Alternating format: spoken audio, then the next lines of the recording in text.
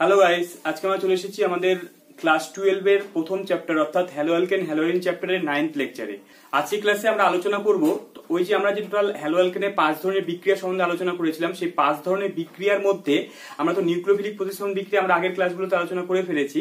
আজকে ক্লাসে আমরা আলোচনা করব অপনয়ন বিক্রিয়া এবং তার সঙ্গে আলোচনা করব পুনর্বিন্যাস বিক্রিয়া এবং হ্যালো অ্যালকেনের বিজারণ বিক্রিয়া, এবং বাকি থাকলো যে ধাতুর সঙ্গে বিক্রিয়া, সেটা আমরা নেক্সট ক্লাসে আলোচনা করবো, কারণ সেখান থেকে আমাদের একটা গুরুত্বপূর্ণ বিক্রিয়া করতে হবে। তো আজকের ক্লাসে আমরা এই 3টা বিক্রিয়া সম্বন্ধে আলোচনা করব। তাহলে চলো দেরি না করে শুরু করি আজকের ক্লাস।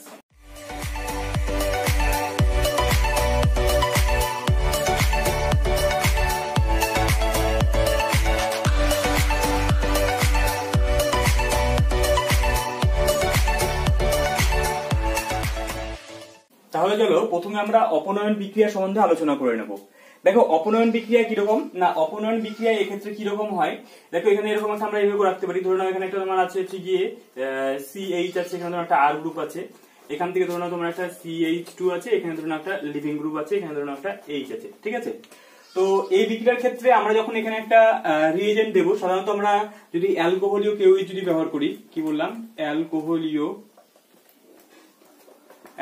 যদি KOH ব্যবহার করি বা NOH যদি ব্যবহার করি, রিএজেন্ট দিলাম, তো এখান থেকে কি হলো না, এখান থেকে এই H এবং X বাইরে বের হয়ে গিয়ে এখান থেকে একটা প্রোডাক্ট তৈরি হলো কি R bond CH double bond CH2, এই প্রোডাক্টটা তৈরি হলো, অ্যালকিন তৈরি হলো, এবং পাশে হচ্ছে গিয়ে HX টা বাইরে বের হয়ে আসলো।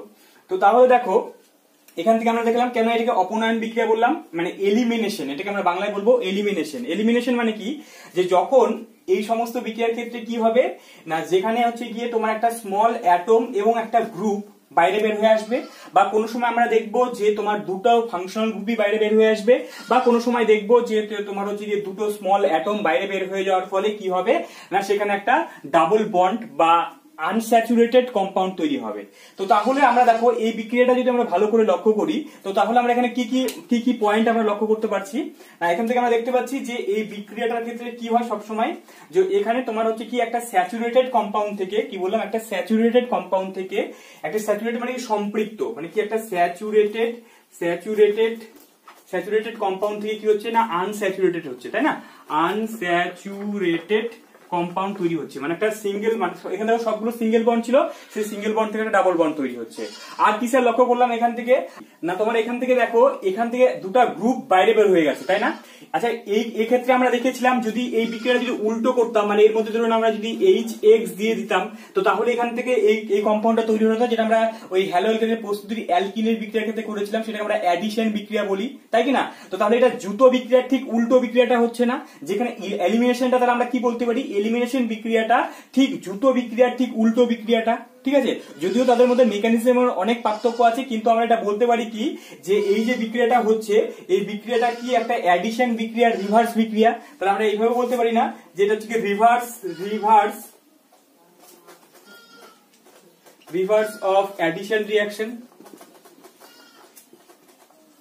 আচ্ছা স্যার, আরেকটা জিনিস কি দেখো, এখান থেকে আমরা এবার আমাদের এটা, এই পয়েন্টটা খুবই ইম্পর্টেন্ট, এই পয়েন্টটা আমাদের মনে রাখতে হবে ভালো করে, যে অপনয়ন বিক্রিয়া কিন্তু একটা এন্ডোথার্মিক বিক্রিয়া। কেন স্যার, এটা কি করে আমরা বুঝলাম যেটা এন্ডোথার্মিক বিক্রিয়া, যে দেখো এখানে আমাদের রিঅ্যাকটেন্টটাকে ভালো করে লক্ষ্য করো, এখানে তোমার কটা বন্ড ছিল স্যার, এখানে একটা সিঙ্গেল বন্ড ছিল, এখানে একটা সিঙ্গেল বন্ড ছিল, ঠিক আছে, দুটো সিগমা বন্ধন ছিল।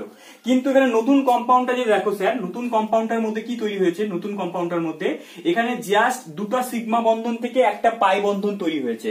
তো তাহলে এখান থেকে আমরা কি বলতে পারি, এখানে তোমার দুটো সিগমা বন্ধন ছিল, সেই দুটো সিগমা বন্ধন থেকে তৈরি হচ্ছে গিয়ে কি না, একটা পাই বন্ধন তৈরি হচ্ছে, তাই না, একটা পাই বন্ধন তৈরি হচ্ছে। এবং আরেকটা কি হচ্ছে গিয়ে স্যার, আরেকটা এখানে গিয়ে তোমার এখানে একটা সিগমা বন্ধন তৈরি হয়েছে, নতুন এই কম্পাউন্ডটার মধ্যে গিয়ে এই যে পাশের যে কম্পাউন্ডটা, তার মধ্যে একটা সিগমা বন্ধন তৈরি হয়েছে। তো তাহলে আমরা এখানে দেখলাম যে দুটো সিগমা বন্ধন থেকে একটা পাই এবং একটা হচ্ছে গিয়ে সিগমা বন্ধন তৈরি হচ্ছে। তো তাহলে দেখো আমরা নর্মালি জানি কি, এই চেয়ার একটু ভালো করে বুঝবে, যে আমরা নর্মালি জানি কি, যে সিগমা বন্ধন কি হয়, সবসময় ফেস টু ফেস ওভারল্যাপিং এর মাধ্যমে সিগমা বন্ধন তৈরি হয়, তাই না। আমরা যখন সিঙ্গেল বন্ধনগুলো যে অঙ্কন করছি, ধরে নাও আমরা বলছি C বন্ড C, তাহলে এটা একটা সিগমা বন্ধন। এবার আমরা জানি সবসময় সিগমা বন্ধনগুলো পাই বন্ধনের থেকে বেশি স্টেবল হয়, তাই তাই তো? সিগমা বন্ধন যেহেতু মুখোমুখি ওভারল্যাপিং এর মাধ্যমে তৈরি হয়, আর পাই বন্ধন কি তোমার প্যারালাল ওভারল্যাপিং এর মাধ্যমে তৈরি হয়, তো তাই জন্য সিগমা বন্ধন সবসময় স্ট্রং হয়। তো তাহলে দেখো একটা দুটো স্ট্রং বন্ড থেকে একটা স্ট্রং এবং একটা উইক বন্ড তৈরি হচ্ছে, পাই বন্ধনটা তুলনামূলক উইক হয়। তো তাহলে এক্ষেত্রে দেখো এদিকের মানে এই বন্ডটাকে, তাহলে কি এই বন্ডটাকে নিশ্চয়ই ভাঙতে বেশি শক্তি দিতে হয়েছে, কেননা তোমার এদিকের যে শক্তি আর এদিকের শক্তি যদি তুমি কম্পেয়ার করো, একটু ভালো করে বুঝবে এই জায়গাটায়, যে দুটা সিগমা বন্ধন ছিল, এই বন্ড ভাঙতে যে শক্তি, আর এখানে তৈরি হলো কি একটা পাই বন্ধন তৈরি হলো, একটা সিগমা বন্ধন তৈরি হলো, তাহলে এদিকে শক্তিটা কম, তো তাহলে এই বন্ধনটা ভাঙতে এক্সেস কিছু পরিমাণ শক্তি দিলে তারপরে না পাই বন্ধন আর সিগমা বন্ধন তৈরি হবে। তো তাহলে কি হচ্ছে, এদিকে যেহেতু আমাকে শক্তি দিতে হচ্ছে এই বিক্রিয়ার মধ্যে, তো তাহলে আমরা বলতে পারি কি যে এটা একটা তোমার কি না এন্ডোথার্মিক রিঅ্যাকশন। তো তাহলে আমরা এখান থেকে কি বলতে পারলাম না, এই যে তোমার এলিমিনেশন বিক্রিয়া আছে সেটা একটা কি হচ্ছে গিয়ে এন্ডোথার্মিক বিক্রিয়া, তাই না? এন্ডোথার্মিক বা তাপ শোষী বিক্রিয়া, এন্ডোথার্মিক রিঅ্যাকশন, ঠিক আছে? তো তাই জন্য এই বিক্রিয়াটা আমরা জানি কি যে এন্ডোথার্মিক, যেটা আমরা ক্লাস 11 এর লাসাতিলিয়া প্রিন্সিপাল বা কেমিক্যাল ইকুইলিব্রিয়াম চ্যাপ্টারটার মধ্যে পড়েছিলাম, যে যদি কোনো একটা এন্ডোথার্মিক বিক্রিয়া হয় যেটা তাপশোষী বিক্রিয়া, তো তাপশোষী বিক্রিয়াগুলোর ক্ষেত্রে ওই বিক্রিয়ার মধ্যে যত বেশি তাপ দেওয়া হবে সেই বিক্রিয়াটা তত বেশি তাড়াতাড়ি করে হবে, তাই তো? তো তাহলে যেহেতু এটা একটা এন্ডোথার্মিক বিক্রিয়া, তাহলে এই বিক্রিয়াগুলোর ক্ষেত্রে কি হবে না, হাই টেম্পারেচারে মানে উচ্চ টেম্পারেচারে বিক্রিয়াগুলো করব, বা কি হবে না হাই টেম্পারেচারে এই বিক্রিয়াগুলো কি হবে না স্পন্টেনিয়াস হবে, ঠিক আছে? স্পন্টেনিয়াস হবে, ঠিক আছে? স্পন্টেনিয়াস হবে। তাহলে কি বললাম, এট হাই টেম্পারেচার এই বিক্রিয়াগুলো স্পন্টেনিয়াস হবে, ঠিক আছে? তাহলে এই কয়েকটা পয়েন্ট আমরা মোটামুটি মনে রাখার চেষ্টা করবো, কারণ এগুলো হচ্ছে কি এলিমিনেশন বিক্রিয়ার মেন গল্পটা। তাহলে এখান থেকে আমরা এটুকু বুঝতে পারলাম যে এলিমিনেশন কখন বলবো আমরা, কাকে বলবো না, যখন দুটা গ্রুপ বা দুটো স্মল অ্যাটম বা দুটো গ্রুপ যখন বাইরে বের হয়ে গিয়ে একটা অ্যালকিন তৈরি হবে বা আনস্যাচুরেটেড কম্পাউন্ড তৈরি হবে, তাকে আমরা অপনয়ন বিক্রিয়া বলবো। এবার স্যার এই যে অপনয়ন বিক্রিয়া বা এলিমিনেশন রিঅ্যাকশন, সেই এলিমিনেশন রিঅ্যাকশনকে আমরা কত ধরনের হতে পারে? এলিমিনেশন রিঅ্যাকশন নরমালি তোমার দুই ধরনের হতে পারে, দুই ধরনের বিক্রিয়া হতে পারে। একটাকে বলে হচ্ছে কি তোমার 1-1 এলিমিনেশন, একটাকে বলে 1-2 এলিমিনেশন। কি বললাম, এলিমিনেশন রিঅ্যাকশন সাধারণত তোমার হচ্ছে দুই ধরনের হতে পারে, ঠিক আছে? কোনো কোনো জায়গায় তিন ধরনের দেওয়া থাকতে পারে, তো আমরা নরমালি পড়বো এখান থেকে দুই ধরনের হতে পারে। একটাকে বলে হচ্ছে কি 1-1 এলিমিনেশন, আর একটাকে বলে হচ্ছে কি 1-2 এলিমিনেশন, বা এটাকেই বলা হয় হচ্ছে গিয়ে 1-2 এলিমিনেশন, বা এটাকেই বলা হয় তোমার বিটা এলিমিনেশন, ঠিক আছে? বা এটাকেই তোমার বলা হয় হচ্ছে গিয়ে আলফা কমা বিটা এলিমিনেশন, ঠিক আছে? তাহলে আমাদের সিলেবাসে যেটা আছে সেটা হচ্ছে 1-2 এলিমিনেশন বা বিটা এলিমিনেশনটা আমাদের সিলেবাসে আছে। এবার এই বিটা এলিমিনেশনটাকে দেখো, এটা 1-1 এলিমিনেশন আমাদের আপাতত পড়ার দরকার নেই। 1-1 মানে কি, যে আমি একটু বলে দিই যে দুটো বিক্রিয়া কি জিনিস। ধরো কোথাও আছে এরকম যে তোমার ধরো CH2Cl2 আছে, ঠিক আছে? এবার দেখো এখানে 1 নম্বর কার্বন থেকে দুটো ক্লোরিন পরপর বের হয়ে গেল, বের হয়ে গিয়ে এখানে একটা কার্বিন তৈরি হলো, তাই? ঠিক আছে? এই যে বিক্রিয়াটা দেখো, ক্লোরিনটা একটা কার্বনের সঙ্গে যুক্ত আছে, যে 1 নম্বর কার্বন থেকেই দুজন বের হয়ে গেল, সেটাকে বলে 1 নম্বর কার্বন থেকেই বের হচ্ছে, তাই এটাকে 1-1 এলিমিনেশন বিক্রিয়া বলে। যেমন এটা আমাদের সিলেবাসে নেই, কিন্তু আমাদের যেটা পড়তে হবে 1-2 এলিমিনেশন মানে কি, ধরে নাও এই একটা কার্বন ছিল, একটা কার্বন আছে, এখানে একটা H, এখানে একটা X, এই দুজন বের হয়ে গেল, মানে এই Hটা বের হলো এবং এই Xটা বের হলো। এটা যদি 1 নম্বর, এটা 2 নম্বর হয়, তাহলে 1 নম্বর এবং 2 নম্বর থেকে পরপর দুটো গ্রুপ বের হচ্ছে, তাই জন্য এটাকে আমরা 1-2 এলিমিনেশন বা বিটা এলিমিনেশন বলবো। আমাদের সিলেবাসে এই আলফা বিটা এলিমিনেশনটাই আছে, সেটা সম্বন্ধে আমাদের ডিটেইলসে পড়তে হবে। এবং দেখো ডিটেইলসে বলতে তার ডিটেইলস কিন্তু আমরা ক্লাস 11 এ পড়েছি। আজকে ক্লাসে আমরা পুরো ডিটেইলসে যাব না, আমাদের 12 এর সিলেবাসের জন্য বা 12 এর পরীক্ষার জন্য যতটা প্রয়োজন সেগুলো তোমাদেরকে আমি মনে করিয়ে দেবো, এবং গুরুত্বপূর্ণ জিনিসগুলো তোমাদেরকে বলে দেবো, যেগুলো স্টার আছে সেগুলো স্টার দিয়ে দেবো, সেগুলো ভালো করে পড়বে। আর হচ্ছে কি বাকি জিনিসগুলো তোমাদের যদি খুব অসুবিধা হয় তাহলে সেটা আমাকে জানাবে, বা তোমরা হচ্ছে ক্লাস 11 এর বইটা খুলে সেখান থেকে পড়ে নেবে, ঠিক আছে? আমরা এই আলফা বিটা এলিমিনেশনকে টোটাল হচ্ছে গিয়ে 3 ভাগে ভাগ করতে পারবো। একটাকে বলা হয় হচ্ছে কি E1 রিঅ্যাকশন, একটাকে বলা হয় E2 রিঅ্যাকশন, একটাকে বলা হয় E1CB রিঅ্যাকশন, ঠিক আছে? এগুলো তোমাদের হয়তো পরিচিত আছে, তোমরা ক্লাস 11 এগুলো পড়েছিলে। এবার স্যার E1 রিঅ্যাকশন কাকে বলা হয়? E1 রিঅ্যাকশন আমরা বলবো হচ্ছে গিয়ে এলিমিনেশন ইউনিমলিকুলার, ঠিক আছে? এলিমিনেশন ইউনিমলিকুলার রিঅ্যাকশন বলা হয় এটাকে। এলিমিনেশন যেহেতু এক আছে তাই জন্য এটাকে ইউনিমলিকুলার বলা হয়, ইউনিমলিকুলার, ঠিক আছে? আচ্ছা, E2টাকে আমরা কি বলবো স্যার? 2 মানে বাই, তাহলে আমরা বলবো কি এলিমিনেশন বাই মলিকুলার। আচ্ছা, E1CBটাকে আমরা কি বলবো স্যার? এটাকে বলবো এলিমিনেশন ইউনিমলিকুলার কনজুগেট বেস, ঠিক আছে? কনজুগেট বেস, CB মানে কি এখানে কনজুগেট বেস। তার মানে আমরা পরবর্তীতে বুঝতে পারবো, তোমাদেরকে একটা করে উদাহরণ দিয়ে দিচ্ছি, তাহলে তোমরা বুঝতে পারবে। তাহলে এখান থেকে আপাতত আমাদের কনক্লুশন কি টানলাম, মানে আপাতত আমরা কি পড়েছি? আমরা আপাতত জানতে পারলাম এলিমিনেশন বিক্রিয়া কাকে বলে। এলিমিনেশন বিক্রিয়া সাধারণত এন্ডোথার্মিক বিক্রিয়া হয়, সেখানে একটা দুটা গ্রুপ বাইরে বের হবে, দুটা অ্যাটম বের হবে, দুটা গ্রুপ বেরোতে পারে, তো সেটাকে আমরা এলিমিনেশন রিঅ্যাকশন বলবো। এলিমিনেশন রিঅ্যাকশন সবসময় একটা স্যাচুরেটেড কম্পাউন্ড থেকে একটা আনস্যাচুরেটেড কম্পাউন্ড তৈরি হবে। সেই এলিমিনেশন রিঅ্যাকশনকে আমরা দুই ভাগে ভাগ করতে পেরেছিলাম, একটা হচ্ছে কি তোমার 1-1 এলিমিনেশন, একটা বলে 1-2 এলিমিনেশন, বা সেটাকে আলফা বিটা এলিমিনেশন, বা সেটাকে বিটা এলিমিনেশন বলে। সেই বিটা এলিমিনেশনটা আমাদের 12 এর সিলেবাসে আছে বা 11-12 এর সিলেবাসে আছে। তো সেই বিটা এলিমিনেশনটাকে আমরা আবার দুই ভাগে ভাগ করবো, একটাকে বলবো E1 রিঅ্যাকশন, একটাকে বলবো E2 রিঅ্যাকশন, একটাকে E1 CB রিঅ্যাকশন বলবো। এবার স্যার চট করে আমরা আমাদের মেইনলি আমরা E2 রিঅ্যাকশনটাকে বেশি করে ফলো করবো, কারণ আমাদের যা আমরা মেইনলি 12 এর সিলেবাসে যে জায়গাগুলো থেকে আমাদের পরীক্ষায় কোশ্চেন আসার মতো আছে, তো সেটা হচ্ছে এক নম্বর কথা হচ্ছে সেটজেফ রুল, আর একটা হচ্ছে হফম্যান রুল। সেই দুটো রুলকে আমরা মেইনলি ফোকাস করবো আজকের ক্লাসে, এবং বাকি জিনিসগুলো তোমাদেরকে একটু জাস্ট ধরিয়ে দেবো, তোমরা ক্লাস 11 এগুলো পড়েছিলে। তাহলে চলো প্রথমে আমরা আলোচনা করে নেবো E1 রিঅ্যাকশন সম্বন্ধে, ঠিক আছে, এবং এগুলোর মধ্যে আমাদের কম্পেয়ারও করতে হবে। দেখো E1 রিঅ্যাকশন অনেকটা কি হচ্ছে গিয়ে স্যার, E1 রিঅ্যাকশনটা অনেকটা হচ্ছে গিয়ে SN1 রিঅ্যাকশনের মতো, এবং হচ্ছে গিয়ে E2 রিঅ্যাকশনটা তোমার হচ্ছে অনেকটা SN2 রিঅ্যাকশনের মতো, ঠিক আছে। তাই জন্য এগুলো এই বিষয়গুলো আমাদেরকে ভালো করে পড়তে হবে। কেন? কারণ এগুলোর মধ্যে কম্পেয়ার করতে হবে আমাদেরকে, যে কখন E1 রিঅ্যাকশনটা বেশি হবে, কখন E2 রিঅ্যাকশনটা বেশি হবে, বা কখন SN1 রিঅ্যাকশন হবে, কখন SN2 রিঅ্যাকশন হবে, সেগুলো কিন্তু আমরা একটু পড়ে নেবো চট করে। যাই হোক, এগুলোর মধ্যে কনফিউশন তৈরি করা যাবে না, প্রথম থেকে ভালো করে দেখতে থাকো। ব্যাপারটা কি, যে প্রথমে আমরা পড়বো যে E1 reaction. Sir E1 reaction কাকে বলে? স্যার E1 রিঅ্যাকশন আমরা সেটাকেই বলবো না যেটাকে হচ্ছে কি হবে না, যেটা তোমার দুটো স্টেপে হবে, ঠিক আছে। এক্ষেত্রে কি হয় স্যার, এক্ষেত্রে তোমার ধরে নাও আমরা যে কম্পাউন্ডটা নিচ্ছি, ধরে নাও সাপোজ নিলাম হচ্ছে যে C বন্ড C ছিল, এখানে একটা H তোমার H ছিল, এবং এখানে একটা X ছিল। আচ্ছা স্যার, আরেকটা জিনিস একটু তোমাদেরকে বলে দিই আর কি, যে এই যে এলিমিনেশন রিঅ্যাকশন সেটা কি শুধুমাত্র হ্যালো অ্যালকেনের ক্ষেত্রেই হবে?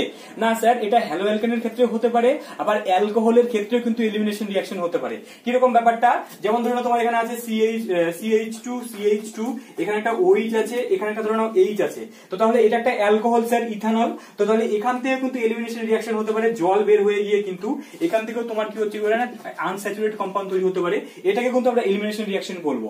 কিন্তু সেটা আমরা অ্যালকোহল চ্যাপ্টারের মধ্যে পড়বো। কিন্তু আপাতত আমরা যেহেতু হ্যালো অ্যালকেন পড়ছি, তাহলে হ্যালো অ্যালকেনের এলিমিনেশন রিঅ্যাকশনটা, যেখানে একটা আলফা পজিশনে হ্যালোজেন থাকবে, এবং তার মানে আলফা পজিশনে মানে মেইন কার্বনের সঙ্গে একটা হ্যালোজেন থাকবে, এবং তার বিটা পজিশনে একটা H থাকবে। এবার স্যার E1 রিঅ্যাকশনটা কিভাবে হবে, দুটো স্টেপে হবে। কিরকম ব্যাপারটা হচ্ছে কি, প্রথমে এখানে এক্ষেত্রে কি হয় স্যার, এক্ষেত্রে প্রথমে হচ্ছে গিয়ে হ্যালোজেনটা বাইরে বের হয়ে চলে আসবে। এক্ষেত্রে কি বললাম, প্রথমে হ্যালোজেনটা বাইরে বের হয়ে চলে আসবে। হ্যালোজেনটা বাইরে বের হয়ে আসলে কি হবে স্যার, এখান থেকে এই C, এখানে একটা কার্বোকাটায়ন তৈরি হবে, আর এখানে H টা থাকবে, ঠিক আছে।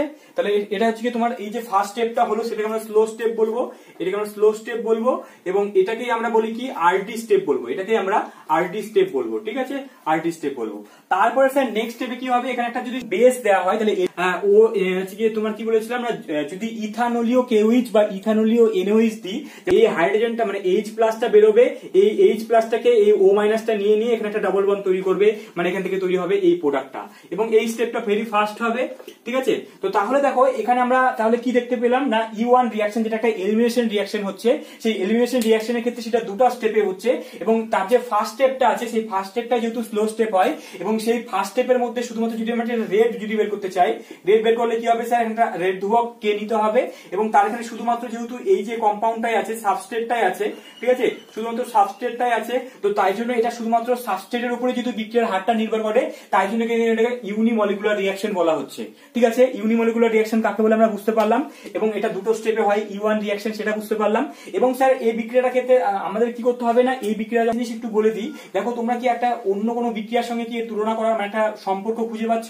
দেখো এর আগের দিনে আমরা সাবস্টিটিউশন রিঅ্যাকশনে ওখানে পড়েছিলাম SN1 রিঅ্যাকশন। দেখো SN1 রিঅ্যাকশনের ক্ষেত্রে কিন্তু সেম গল্প ছিল, SN1 রিঅ্যাকশনে কিন্তু দুটো ধাপে হয়েছিল, সেখানে কিন্তু আমরা নিউক্লিওফাইল দিয়েছিলাম, মানে সেখানেও কিন্তু আমরা একটা ধরনের জল দিয়েছিলাম, বা তোমার একটা OH মাইনাস দিয়েছিলাম, মানে জলীয় NOH দিয়েছিলাম, সেক্ষেত্রে কিন্তু তোমার এই একই গল্প হয়ে গেছিল। তো যাই হোক, আমাদেরকে কিন্তু এখন কম্পেয়ার করতে হবে, কারণ ওই SN1 রিঅ্যাকশনে কিন্তু একটা কার্বোকার্বন তৈরি হয়, E1 রিঅ্যাকশনের ক্ষেত্রে কিন্তু একটা কার্বোকার্বন তৈরি হয়। আচ্ছা, এটাও দুটো স্টেপে হচ্ছে, ওটাও দুটো স্টেপে হচ্ছে। এবার কোন সময় SN1 হবে আর কোন সময় E1 হবে সেটা ডিপেন্ড করবে, এবং কিভাবে সেটা আমরা বুঝতে পারবো সেটা তোমাদেরকে আমি একটু পরে বলে দিচ্ছি। প্রথমে আমি E1 রিঅ্যাকশনটা মোটামুটি বুঝতে পেরে গেছি যে E1 রিঅ্যাকশনটা কিভাবে হচ্ছে। তাহলে চলো এবার হচ্ছে গিয়ে আরেকটা জিনিস বলে দিই স্যার, এটাও দেখো ওই SN1 এর যা যা গল্প ছিল সেম এটার ক্ষেত্রে কিন্তু সেম গল্পই থাকবে SN1 রিঅ্যাকশনের ক্ষেত্রে। অর্থাৎ কি, ওখানে আমরা যেমন বলেছিলাম যে ওখানে যেমন হচ্ছে কি আমরা দেখেছিলাম যে উইক নিউক্লিওফাইল গুলোর ক্ষেত্রে ওই বিক্রিয়াটা হচ্ছিল, মানে উইক নিউক্লিওফাইল গুলো আমি বলেছিলাম তুলনামূলক যদি জল ব্যবহার করা হয় তো সেই সমস্ত উইক নিউক্লিওফাইল গুলোর ক্ষেত্রে যেমন SN1 বিক্রিয়া ভালো হয়েছিল, একই রকম ভাবে E1 রিঅ্যাকশনটা কি হবে স্যার, তুলনামূলক উইক বেস গুলোর ক্ষেত্রে তোমার E1 রিঅ্যাকশনটা ভালো হয়। আর একটা জিনিস একটু বলে দিই স্যার, না এই যে বিক্রিয়াটা আছে এটা হচ্ছে পোলার প্রোটিক সলভেন্টের মধ্যে E1 রিঅ্যাকশন ভালো হয় এবং SN1 ও কিন্তু পোলার প্রোটিক সলভেন্টের মধ্যে ভালো হয়। মোদ্দা কথা SN1 যা যা পড়েছিলাম এবং E1 এর ক্ষেত্রে প্রত্যেকটা গল্প অলমোস্ট একই রকম। এখানে স্যার আরেকটা জিনিস একটু বলে দিই যে SN1 এর ক্ষেত্রে যে অ্যালকিল হ্যালাইডটা ব্যবহার করেছিলাম সেটা যেমন 3 ডিগ্রির ক্ষেত্রে সব থেকে ভালো হয়েছিল, তারপরে 2 ডিগ্রি, তারপরে 1 ডিগ্রি, যেহেতু কার্বোকার্বনের স্টেবিলিটির ব্যাপার আছে এক্ষেত্রেও কিন্তু তোমার E1 রিঅ্যাকশনের ক্ষেত্রেও ঠিক তাই, যে এক্ষেত্রেও কিন্তু তোমার কি হবে না, এক্ষেত্রে তোমার হচ্ছে 3 ডিগ্রির ক্ষেত্রে সব থেকে ভালো হবে, তারপরে 2 ডিগ্রি, তারপরে 1 ডিগ্রি। তাহলে পুরো জিনিসটাই একদম SN1 রিঅ্যাকশনের মতোই। তাহলে E1 রিঅ্যাকশনটা বুঝতে পারলাম, সেটা দুটো স্টেপে হবে। আচ্ছা নেক্সট চলে আসবো স্যার আমরা E2 রিঅ্যাকশনে চলে আসবো। E2 reaction. E2 রিঅ্যাকশনটা একটা ইম্পর্টেন্ট জিনিস। দেখো E2 রিঅ্যাকশনটা কিভাবে হবে স্যার, এটা হচ্ছে একটা স্টেপেই হয়ে যায় E2 রিঅ্যাকশনটা SN2 এর মতোই। তো এখান থেকে দেখো আমরা ভালো করে দেখবো কি গল্পটা হচ্ছে। এখান থেকে কি হচ্ছে স্যার, এক্ষেত্রে প্রথমে আমার এখানে এই যে লিভিং গ্রুপটা আছে এবং হচ্ছে কি তোমার লিভিং গ্রুপগুলো প্রত্যেকে কি হবে, অ্যান্টি পেরিপ্ল্যানার কন্ডিশনে থাকতে হবে। অ্যান্টি পেরিপ্ল্যানার ব্যাপারটা কি না, এক্ষেত্রে যখন যে বেসটা আসে সেই বেসটা এসে কি করে স্যার, প্রথমে বেসটা আসবে, এসে কি করে হচ্ছে গিয়ে ও প্রথমে এই OH মাইনাসটাকে নেবে, তারপরে এই বন্ডটা ভেঙে এখানে আসবে, তারপরে এই লিভিং গ্রুপটা বাইরে বের হয়ে যাবে এবং এই ঘটনাটা পুরো এট এ টাইম চলতে থাকে, মানে একসঙ্গে বিক্রিয়াটা ঘটে।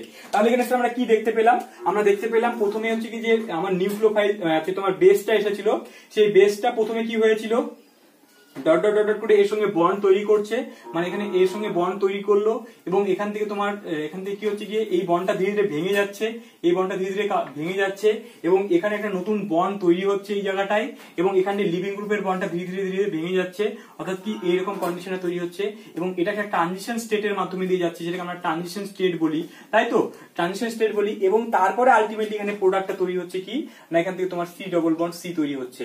তো তাহলে দেখো E2 রিঅ্যাকশনে কি হয় স্যার, যেহেতু দেখো এখান থেকে নিউক্লিওফাইলটা এট এ টাইম এখানে গিয়ে আসছে, এই কার্বনের কাছে আসছে, তো তাহলে এটা কিন্তু তোমার এই যে OH গ্রুপটা, মানে এখানে যদি একটা হাইড্রোজেন থাকে তাহলে OH মাইনাসটা কিন্তু কখনোই সেম দিক দিয়ে অ্যাটাক করতে পারবে না। কেন অ্যাটাক করতে পারবে না, কেননা এই যে এখানে হ্যালোজেনটা আছে তার লোন পেয়ারের জন্য এই দিক দিয়ে OH মাইনাসটা কখনো এখানে এন্টার করতে পারবে না, কারণ এই লোন পেয়ার বিকর্ষণ হবে, ঠিক আছে। তো তাই জন্য এখান থেকে একটা জিনিস আমরা মনে রাখবো কি না, E2 রিঅ্যাকশনের ক্ষেত্রে যে বেসটা যে আসে সেই বেসটার এন্টার করবে অ্যান্টি পেরিপ্ল্যানার অবস্থানে, মানে তোমার লিভিং গ্রুপটা যেদিকে থাকবে তার ঠিক 180 ডিগ্রি কোণে, উল্টো দিকে থাকবে, একদম পুরো ঠিক অ্যান্টি পজিশনে তোমার নিউক্লিওফাইলটা এসে H প্লাসটাকে নিবে, সেখান থেকে তোমার বন্ডটা তৈরি করবে, ঠিক আছে। তাহলে এটুকু আমরা বুঝতে পেরেছি যে এটা তোমার একটা ট্রানজিশন স্টেটের মাধ্যমে দিয়ে হচ্ছে। এবার দেখো এটাকে E2 রিঅ্যাকশন কেন বলা হচ্ছে স্যার, তোমরা তো রীতিমতো হয়তো বুঝতে পেরে গেছো, কারণ প্রথম স্টেপটাই স্লো স্টেপ হবে এবং এই স্লো স্টেপের মধ্যে তোমার সাবস্ট্রেটটাও আছে প্লাস এই যে বেসটাও আছে, তাই জন্য এক্ষেত্রে রেটটা কি হয় স্যার, রেটটা তোমার হচ্ছে গিয়ে তোমার সাবস্ট্রেটটাও আছে প্লাস এখান থেকে তোমার বেসটাও আছে, তাই জন্য দুজনের উপরে যেহেতু বিক্রিয়ার হারটা নির্ভর করে তাই জন্য এটাকে আমরা E2 রিঅ্যাকশন বলছি, ঠিক আছে। এবং একই রকম ভাবে এর ক্ষেত্রেও তোমার হচ্ছে কি এটা পোলার অ্যাপ্রোটিক সলভেন্টে ভালো হয়। এবং স্যার এখানে যেটা তোমার মূল পয়েন্ট একটু মনে রাখতে হবে, যে মূল পয়েন্ট হচ্ছে কি এটা যে স্যার SN2 বিক্রিয়ার ক্ষেত্রে কি হচ্ছিল, আমরা দেখেছিলাম SN2 এর ক্ষেত্রে যেহেতু তোমার ব্যাক সাইড অ্যাটাক করার একটা ব্যাপার ছিল, যে ওখানে তোমার নিউক্লিওফাইলটা সে ব্যাক সাইড দিয়ে ঢুকছিল, কিন্তু এক্ষেত্রে আমরা মনে রাখবো যে তোমার E2 রিঅ্যাকশনের ক্ষেত্রে মানে SN1 এর ক্ষেত্রে SN2 এর ক্ষেত্রে আমরা দেখেছিলাম যে 1 ডিগ্রির ক্ষেত্রে সবথেকে ভালো হচ্ছিল, তারপর 2 ডিগ্রি, তারপর 3 ডিগ্রি, তাই না। কিন্তু হচ্ছে কি আমরা দেখলাম E2 রিঅ্যাকশনের ক্ষেত্রে আমরা মনে রাখবো যে E2 এর ক্ষেত্রে কিন্তু 3 ডিগ্রির ক্ষেত্রে ভালো হয়, তারপরে 2 ডিগ্রি, তারপরে 1 ডিগ্রি। যেহেতু দেখো এখানে নিউক্লিওফাইলটা এই কার্বনের সঙ্গে যুক্ত হওয়ার কোনো ব্যাপার নেই, ও জাস্ট কি করবে এখান থেকে H টাকে নিচ্ছে, তো তাই জন্য এটা কিন্তু এখানে যেহেতু মানে তাই জন্য এটা যেহেতু তোমার এখান থেকে এই ট্রানজিশন স্টেটে একটা স্টেবিলিটির ব্যাপার আছে, তো তাই জন্য এটা দেখা যাচ্ছে কি 3 ডিগ্রির ক্ষেত্রে সবথেকে ভালো হয়, তারপরে 2 ডিগ্রি, তারপরে 1 ডিগ্রি, যেটা তোমার SN2 বিক্রিয়ার ক্ষেত্রে কিন্তু 1 ডিগ্রির ক্ষেত্রে বিক্রিয়া ভালো হয়। আচ্ছা আরেকটা জিনিস একটু বলে দিই স্যার, এখানে বেসটা যত বাল্কি হবে বেসটা যত বড় হবে তত কিন্তু তোমার কি হবে না এই এলিমিনেশন রিয়াকশন হওয়ার প্রবণতা তত বৃদ্ধি পাবে। ঠিক আছে, তাহলে যাই হোক এটুকু জিনিস তো আমরা বুঝতে পেরে গেছি যে E2 রিয়াকশন তোমার একটা স্টেপেই হবে, যেখানে তোমার ট্রানজিশন স্টেট তৈরি হয় মাঝখানে একটা, এবং এক্ষেত্রে কি হবে না 3 ডিগ্রির ক্ষেত্রে 3 ডিগ্রি অ্যালকিল হ্যালাইডের ক্ষেত্রে ভালো E2 রিয়াকশন হবে, তারপরে 2 ডিগ্রি, তারপরে 1 ডিগ্রি। এলিমিনেশন রিয়াকশন গুলো যেহেতু এন্ডোথার্মিক হয়, মানে যেটা তাপগ্রাহী মানে তাপ গ্রহণ করবে, তো তাই জন্য আমরা যখন SN2 মানে ধরে নাও তোমাকে প্রথমে যখন পরীক্ষার হলে যখন কোশ্চিন দেওয়া থাকবে, তাহলে দেখবে যে তোমার কোশ্চিনের মধ্যে যদি টেম্পারেচারটা ধরে নাও তোমার কম দেওয়া আছে, ধরে নাও তোমার 100 ডিগ্রি থেকে কম দেওয়া আছে, ঠিক আছে, 100 ডিগ্রি থেকে যদি কম দেওয়া থাকে তার মানে তুমি ধরে নেবে যে সেটা অবশ্যই তোমার যেহেতু কম দেওয়া আছে মানে সেটা তোমার সাবস্টিটিউশন রিয়াকশন মানে SN2 বা SN1 রিয়াকশন হবে। কিন্তু যখন দেখবে যে টেম্পারেচারটা অনেক বেশি দেওয়া আছে, তার মানে টেম্পারেচার বেশি দেওয়া মানেই বুঝিয়ে যাবে কি সেটা অপনয়নের কথা বলছে। ঠিক আছে, যখন দেখবে তোমার 200 ডিগ্রি থেকে বেশি মানে 100 ডিগ্রি থেকে বেশি টেম্পারেচার দেওয়া আছে, তার মানে তুমি বুঝিয়ে যাবে সেটা অপনয়ন, মানে কি সেক্ষেত্রে তুমি অ্যালকিন প্রোডাক্টটাই তৈরি করবে। আচ্ছা ঠিক আছে, তাহলে নেক্সট চলে আসি আমরা যে এটা E2 রিয়াকশন মোটামুটি আমরা বুঝে গেলাম। তারপর আমরা চলে আসবো এলিমিনেশন রিয়াকশনে স্যার, E1CB রিয়াকশনের দিকে চলে আসবো। E1CB রিয়াকশনটা কি রকম স্যার? E1CB রিয়াকশনটা কি না, E1CB রিয়াকশনের ক্ষেত্রে স্যার কি হবে, এক্ষেত্রে একটা মাইনাস প্রথমে তৈরি হবে। ব্যাপারটা কিরকম, C বন্ড C আছে, এখানে X আছে, এখানে ধরুন একটা H আছে, এবার কি হয় এক্ষেত্রে প্রথমে গিয়ে কি হয় না H প্লাস হিসেবে বাইরে বের হয়ে আসে, প্রথমে H প্লাসটা বাইরে বের হয়ে চলে আসে, এবং এখান থেকে C বন্ড X আছে, এখান থেকে এই মাইনাসটা তৈরি হয়। ঠিক আছে, নেক্সট স্টেপে কি হয় স্যার, নেক্সট স্টেপে এখান থেকে কি হচ্ছে, এখান থেকে এটা নামে এখান থেকে এক্সট্রা বাইরে বের হয়ে আসে, তাই জন্য এখান থেকে তৈরি হচ্ছে কি না, এখান থেকে পরে যেটা তৈরি হচ্ছে, যেহেতু এখানে একটা ইন্টারমিডিয়েট মাইনাস তৈরি হয়, একটা নেগেটিভ তৈরি হয়, অ্যানায়ন তৈরি হয়, এবং আমরা জানি যে কনজুগেট বেস আমরা কাকে বলি স্যার, অ্যাসিড থেকে যেটা পাওয়া যায় সেটা আমরা কনজুগেট বেস বলি। অ্যাজ ফর এক্সাম্পল ধরে নাও তোমার HCl ছিল, ঠিক আছে, HCl যদি H প্লাসটা ছাড়ার পরে যেটা পাওয়া গেল সেটাকে আমরা মানে আলটিমেটলি পেলাম কি H প্লাস তো অ্যাসিড, এবার পেলাম কি Cl মাইনাস পেলাম, তো তাহলে এটা অ্যাসিড থেকে আসে, তো তাই জন্য এটাকে আমরা বলি কনজুগেট বেস বলি। ঠিক আছে, তো তাহলে এক্ষেত্রে H প্লাস ছাড়ার পরে কনজুগেট বেস তৈরি হচ্ছে। একরকম ভাবে দেখো এর ক্ষেত্রে প্রথমে H প্লাস ছেড়ে দিয়েছে, তাই জন্য এই যে মাইনাসটা তৈরি হয়েছে, তাই জন্য সেটাকে আমরা বলবো কনজুগেট বেস। এবার কনজুগেট বেসটা তৈরি হওয়ার জন্য কি হবে স্যার, কনজুগেট বেসটা তৈরি হওয়ার জন্য তো তোমার এখান থেকে, তাই জন্য এটাকে যেহেতু এটা কনজুগেট বেসের মাধ্যমে বিক্রিয়াটা হচ্ছে, তো তাই জন্য এটাকে আমরা বলবো E1CB রিয়াকশন। মানে দেখো এটা হচ্ছে স্লো স্টেপ হয়, এর ফার্স্ট স্টেপটাই স্লো স্টেপ হয়, এবং স্লো স্টেপের মধ্যে শুধুমাত্র তোমার এই মানে সাবস্ট্রেটটাই অংশগ্রহণ করছে, তাই জন্য এটাকে আমরা ইউনিমলিকুলার বলবো, এবং এখানে একটা কনজুগেট বেস তৈরি হচ্ছে, তাই জন্য এটাকে E1 মানে হচ্ছে E1CB বা এলিমিনেশন ইউনিমলিকুলার কনজুগেট বেস বলা হচ্ছে। ব্যাপারটা বুঝে গেছি স্যার। এই রিয়াকশনটা আমরা তেমন বেশি পাবো না, বা এই রিয়াকশন গুলো ভেরি রেয়ার হয়। তো এটা সাধারণত কখন হবে না, যখন ধরে নাও এখানে একটা তোমার কোনো স্ট্রং ধরে নাও তড়িৎ ঋণাত্মক মূল, যেমন ফ্লুরিন টুরিন যদি যুক্ত থাকে, তো তাহলে সাধারণত এই E1CB মেকানিজম ফলো করে হয়। তাহলে মোস্ট অফ রিয়াকশন তোমার E2 এবং E1 রিয়াকশন মেকানিজম ফলো করেই হয়। আচ্ছা স্যার, এবার হচ্ছে কি আমরা মোটামুটি তো প্রত্যেকটার মেকানিজম গুলো বুঝতে পারলাম, মানে কিভাবে হচ্ছে, কোনটাকে আমরা কেন E1 বলছি, কেন কোনটাকে E2 বলছি, কেন এটাকে E1CB বলছি, সেই জিনিসগুলো আমরা বুঝতে পারলাম।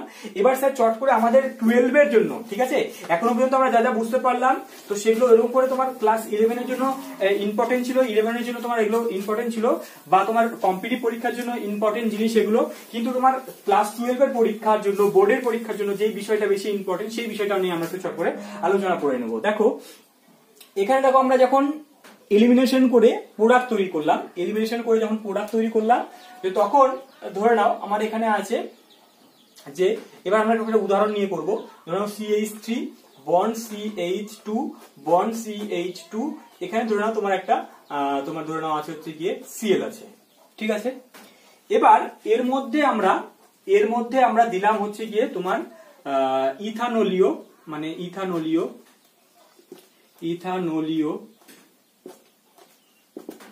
KOH দিলাম, ঠিক আছে স্যার।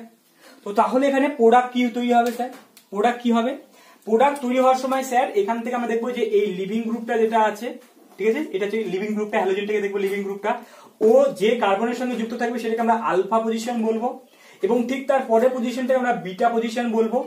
এবার আমরা কি করবো স্যার, হ্যালোজেনটা যেখানে যুক্ত আছে তার পাশের কার্বন থেকে একটা H কে নেব, নিয়ে টুক করে এখান থেকে এই HCl-টাকে বাইরে বের করে দেবো, করে দিলে এখান থেকে প্রোডাক্ট তৈরি হবে কি CH3 bond CH2 double bond CH2, এবং এখান থেকে HCl-টা বাইরে বের হবে স্যার। এটুকু তো আমাদের কোনো কনফিউশন আছে? এখানে কোনো কনফিউশন নেই। স্যার এই বিক্রিয়াটা কোন মেকানিজম ফলো করে হচ্ছে? E1 হচ্ছে না তোমার E2 রিয়াকশন হচ্ছে? তো তাহলে আমরা সেটা বুঝবো কি করে স্যার? এখান থেকে দেখবো যে আমরা কি ধরনের বেস ইউজ করেছি। ঠিক আছে, যেহেতু KOH মানে OH মাইনাস একটা স্ট্রং তোমার বেস, ঠিক আছে, একটা তীব্র বেস, তো তাই জন্য তীব্র বেস হওয়ার জন্য, তীব্র ক্ষার হওয়ার জন্য আমরা জানি যে তোমার স্ট্রং বেসের ক্ষেত্রে E2 রিয়াকশন গুলো বেশি ভালো হয়। তো তাহলে এই বিক্রিয়াটা কিন্তু তোমার E2 মেকানিজম ফলো করেই হচ্ছে, সেখানে আমাদের কোনো সন্দেহ নেই। এবার স্যার যদি আমার তো এই পর্যন্ত তোমার এই অ্যালকিনটাই হবে, এটাতে কোনো সমস্যা নেই, কিন্তু এখান থেকে আমার পাশাপাশি যেহেতু ইথানলে KOH ব্যবহার করা হয়েছে, কিছুটা কিন্তু তোমার প্রতিস্থাপন বিক্রিয়া মানে অ্যালকোহল তৈরি হওয়ার সম্ভাবনা আছে, কিন্তু মেজর প্রোডাক্ট তোমার অ্যালকিনটা তৈরি হবে। ঠিক আছে, এখানে পাশাপাশি কিন্তু এই প্রোডাক্টটা তৈরি হওয়ার সম্ভাবনাও আছে যে CH3 CH2 CH2OH এই প্রোডাক্টটাও তৈরি হওয়ার সম্ভাবনা আছে, তবে এটা কম পরিমাণে তৈরি হবে, এটা বেশি পরিমাণে তৈরি হবে। এবং স্যার কি করে বুঝবো না, এখানে বিক্রিয়াটা করার সময় কিন্তু অবশ্যই অবশ্যই এখানে একটা হিট চিহ্ন দিতে হবে। হিট চিহ্ন যদি না দিই, মানে এই মানে যদি উচ্চ উষ্ণতায় যদি না করি, তাহলে কিন্তু এই প্রোডাক্টটাও বেশি হয়ে যাওয়ার সম্ভাবনা থাকবে। তার মানে কি, যখন আমরা স্যার অ্যালকিন তৈরি করছি বা যখন আমরা অপনয়ন বিক্রিয়া করছি, তখন কিন্তু এই ডেল চিহ্নটা আমরা দেবই, বা এখানে লিখে দেবো গ্রেটার দেন 100°C, মানে উচ্চ টেম্পারেচারে কিন্তু বিক্রিয়াটা করতে হবে, তাহলে কিন্তু অপনয়ন প্রোডাক্টটা বা অ্যালকিন প্রোডাক্টটা বেশি করে তৈরি হবে। এটুকু আমরা বুঝতে পেরে গেছি যে কেন ডেল চিহ্নটা আমাদের ব্যবহার করতে হবে। বা তোমরা দেখবে যত অপনয়ন বিক্রিয়া আছে বইতে দেখবে যে প্রত্যেকটা ক্ষেত্রে ডেল চিহ্ন দেওয়া আছে বা হিট তোমার তাপ উল্লেখ করা আছে, মানে সেটা উচ্চ উষ্ণতায় করলে কি হবে, যেহেতু একটা এলিমিনেশন রিয়াকশন এন্ডোথার্মিক রিয়াকশন হয়, আর এন্ডোথার্মিক রিয়াকশন গুলো যেহেতু উচ্চ উষ্ণতায় ভালো হয়, তাই জন্য কিন্তু আমরা টেম্পারেচারটা অবশ্যই ইউজ করবো স্যার। এ পর্যন্ত কোনো অসুবিধা নেই। এরপরে স্যার নেক্সট প্রোডাক্টটা নিয়ে আমাদের অসুবিধাটা হবে। এবার দেখো নেক্সট প্রোডাক্টটা কি হচ্ছে গিয়ে, এটা একটু ভালো করে ফলো করবে, এবং এখানেই আমাদের সেটজেপ এবং হফম্যানের গল্পটা এখান থেকেই আসবে। ঠিক আছে, এখান থেকে দেখো যে ধরে নাও তোমার আছে CH3 বন্ড Cl আছে।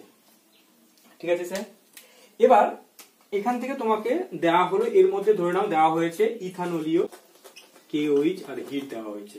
ঠিক আছে, এটা ডেল চিহ্ন, মানে ডেল চিহ্ন মানে এটা হিটকে আমরা ডেল চিহ্ন দিয়ে প্রকাশ করি, তাই তো?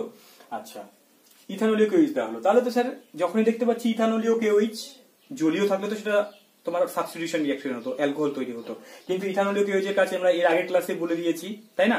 তো তাহলে ইথানলীয় KOH দেখতে পেয়েছি, তার মানে এটা অপনয়ন বিক্রিয়া হবে, মানে অ্যালকিন তৈরি হবে। এবার স্যার, এবার তো আমি একটু আগেই বললাম, কি বললাম না, যখন আমরা হ্যালোজেনটা বের করছি, সেই হ্যালোজেনটা যে কার্বনের সঙ্গে যুক্ত আছে সেটাকে আমরা আলফা বলি। আমরা কি করি, আলফা পজিশন থেকে তোমার এক্সটাকে মানে হ্যালোজেনটাকে বের করব, আর তার বিটা পজিশন থেকে আমরা এইচ বের করব। এবার দেখো এই আলফা পজিশন সাপেক্ষে এটাকেও আমরা বিটা পজিশন বলবো, এটাকেও আমরা বিটা পজিশন বলবো। এবার কথাটা হচ্ছে কি স্যার, এবার এই যে সিএলটা আছে, সেই সিএলটা এর কাছ থেকে একটা হাইড্রোজেন, ঠিক আছে, আর এর কাছ থেকে একটা হাইড্রোজেন নিয়ে দুটাই সম্ভাবনা আছে যে এই গ্রুপটা এইভাবে বেরোতে পারে, আবার স্যার এখান থেকে আমরা এটাকে এইভাবেও বের করতে পারি। তো তাহলে এবার কথাটা হচ্ছে কি স্যার, কোনটা বেরোবে এবং কোনটা মেজর হবে, চলো দেখি। তো তাহলে দুটাই আমরা লিখবো, প্রোডাক্ট দুটোই লিখবো যে CH3 বন্ড, যদি আমরা প্রথমে এই দিকের হাইড্রোজেনটাকে নিয়ে বের করি, তাহলে তৈরি হবে কি স্যার, CH, এই জায়গাটা ডাবল বন্ড তৈরি হয়ে যাবে, double bond CH bond CH3, এর প্রোডাক্টটা তৈরি হবে। আর এটা স্যার এই প্রোডাক্টটা তৈরি হবে, এই প্রোডাক্টটা কি তৈরি হবে না, তৈরি হবে হচ্ছে CH3 bond CH2 bond CH double bond CH2, এই প্রোডাক্টটা তৈরি হবে। ঠিক আছে, তো তাহলে স্যার এখানে দুটো অ্যালকিনই তৈরি হবে, এবং এই যে দেখো এই অ্যালকিনটাকে আমরা বলবো হচ্ছে কি ইন্টারনাল ডাবল বন্ড বা অধিক প্রতিস্থাপিত ডাবল বন্ড, এটাকে বলবো কম প্রতিস্থাপিত ডাবল বন্ড বা টার্মিনাল ডাবল বন্ড বলবো এটাকে। ঠিক আছে, বা এটাকে আমরা বলবো কি প্রান্তীয় ডাবল বন্ড, এটাকে বলবো কি তোমার অন্তর্বর্তী ডাবল বন্ড। ঠিক আছে, মানে ভেতরের দিকে ডাবল বন্ডটা আছে, ঠিক আছে, অনেক ভাবে নামে আমরা এটাকে বলতে পারি। তো তাহলে এটুকু তুমি ভালো করে লক্ষ্য করো যে এটাকে আমরা কি বললাম স্যার, অধিক প্রতিস্থাপিত ডাবল বন্ড, এটাকে বললাম কম প্রতিস্থাপিত ডাবল বন্ড। এবার আমি একটা জিনিস এখান থেকে অ্যাড করে দিই, যে এখানে এই যে ডাবল বন্ড গুলো যেগুলো হচ্ছে অধিক প্রতিস্থাপিত ডাবল বন্ড বা যে ডাবল বন্ডটা ভেতরের দিকে থাকবে, সেই ডাবল বন্ডটাকে, সেই প্রোডাক্টটাকে আমরা বলি সেট জেপ প্রোডাক্ট। এটাকে আমরা বলবো কি, এটাকে বলবো আমরা সেট, এটাকে আমরা বলবো কি হফম্যান। ঠিক আছে, কি বললাম স্যার, এখানে এই জায়গাটা একটু ভালো করে ক্লিয়ার করে নাও, যে বললাম যখন ডাবল বন্ডটা তোমার ভেতরের দিকে তৈরি হবে, মানে মাঝামাঝি তৈরি হবে, সেটাকে আমরা বলবো সেট জেপ অপনয়ন প্রোডাক্ট। আর যখন তোমার ডাবল বন্ডটা পাশে তৈরি হবে বা কম প্রতিস্থাপিত, সেটাকে আমরা বলবো যে হফম্যান অপনয়ন যৌগ। ঠিক আছে। আচ্ছা, কারো যদি মনে হয় যে স্যার কেন এটাকে অধিক প্রতিস্থাপিত বলছেন, কেন এটাকে কম প্রতিস্থাপন বলছেন, তো যাদের একটু দুর্বলতা এই জায়গাগুলোতে আছে সেটা আমি একটু ভেঙে বলে দিই। এই জায়গাটা একটু ভালো করে বলে দিচ্ছি, তোমরা ভালো করে খেয়াল রাখো। ঠিক আছে। যাই হোক, দেখো এখানে ব্যাপারটা কি, অধিক ছিল মিথেনের 4টা হাইড্রোজেন থাকলে সেটাকে ধরে না একদম প্রতিস্থাপিত হয়নি। এবার স্যার এখান থেকে আমরা ধরে না প্রথমে একটা হাইড্রোজেনের পরিবর্তে একটা সিএল ঢোকালাম। ঠিক আছে। তাহলে এটা কিন্তু একটা প্রতিস্থাপিত হলো। ঠিক আছে। এবার আমরা ধরে না এখান থেকে এটাকে তৈরি করতে পারি, আবার এখান থেকে কি করতে পারি, যে CCl4 তৈরি করতে পারি। তো তাহলে আমরা কি বলবো স্যার, কোনটাকে অধিক প্রতিস্থাপিত মিথেন বলবো? এটা অধিক প্রতিস্থাপিত মিথেন বলবো না, কারণ 4টা হাইড্রোজেনই রিপ্লেস হয়ে গেছে। একই রকম ভাবে স্যার এটাকে আমরা অধিক প্রতিস্থাপিত কেন বলি, যে দেখো এখানে দেখো যে এই সি ডাবল বন্ড সি, এখানে দুটো হাইড্রোজেন থাকার কথা ছিল। ঠিক আছে। এখানে দুটো হাইড্রোজেন থাকার কথা ছিল, এই হাইড্রোজেন ছিল, এই হাইড্রোজেন থাকার ছিল, দুটো হাইড্রোজেন থাকার কথা। এটা ছিল একটা অ্যালকিন, মানে এটা ছিল কোন রকম প্রতিস্থাপিত হয়নি। এবার স্যার এর এই দিকে একটা কি আছে না, CH3 যুক্ত হয়ে আছে, এর এই দিকে একটা CH3 যুক্ত হয়ে আছে, এই দিকে একটা CH3 যুক্ত হয়ে আছে, এর ক্ষেত্রে যদি বলি। আর এর ক্ষেত্রে কি হয়েছে স্যার, এই CH আছে, ডাবল বন্ড CH2 আছে, এদিকে একটা তোমার CH2 CH3 যুক্ত হয়ে আছে। তো তাহলে দেখো এর ক্ষেত্রে কি হচ্ছে কি, তোমার এই যে তোমার অ্যালকিন সিস্টেমটা, তার এদিকে একটা CH3 যুক্ত আছে, এদিকে একটা CH3 যুক্ত আছে, মানে কি দুটো হাইড্রোজেন প্রতিস্থাপিত হয়েছে, মানে তাই জন্য এটাকে বললাম কি অধিক প্রতিস্থাপিত।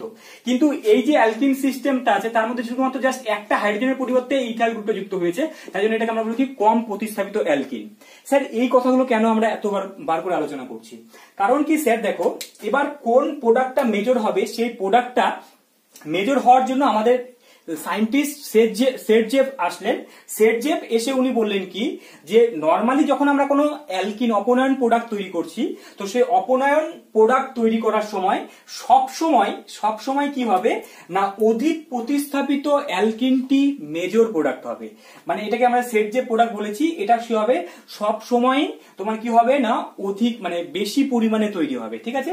তাহলে এটা তোমার হচ্ছে কি মেজর প্রোডাক্ট হবে, এটা হচ্ছে মুখ্য প্রোডাক্ট হবে, আর এটা হচ্ছে কি তোমার মাইনর প্রোডাক্ট হবে, বা হচ্ছে কি এটাকে আমরা গৌণ প্রোডাক্ট বলবো। ঠিক আছে। তাহলে নরমালি যখন স্যার এখানে একটা তোমার নোট বলে লিখে রাখতে হবে, যে এই সেটজেফ রুলটা কাদের ক্ষেত্রে প্রযোজ্য হবে, যখন লিভিং গ্রুপটা নরমাল হ্যালোজেন থাকবে, বা হচ্ছে গিয়ে তোমার নরমাল হ্যালোজেন বলতে কি ফ্লুরিনকে বাদ দিয়ে তোমার ক্লোরিন, ব্রোমিন, আয়োডিন এরা যখন থাকবে, তখন কিন্তু তোমার এই সেটজেফ প্রোডাক্টটা মেজর প্রোডাক্ট হবে। ঠিক আছে। তো তাহলে স্যার এটুকু আমরা বুঝতে পেরে গেছি। এবার স্যার কোশ্চেনটা তোমার মাথার ভেতরে আসবে, যে হঠাৎ করে এই যে অধিক প্রতিস্থাপিত অ্যালকিনটাই মেজর কেন তৈরি হলো?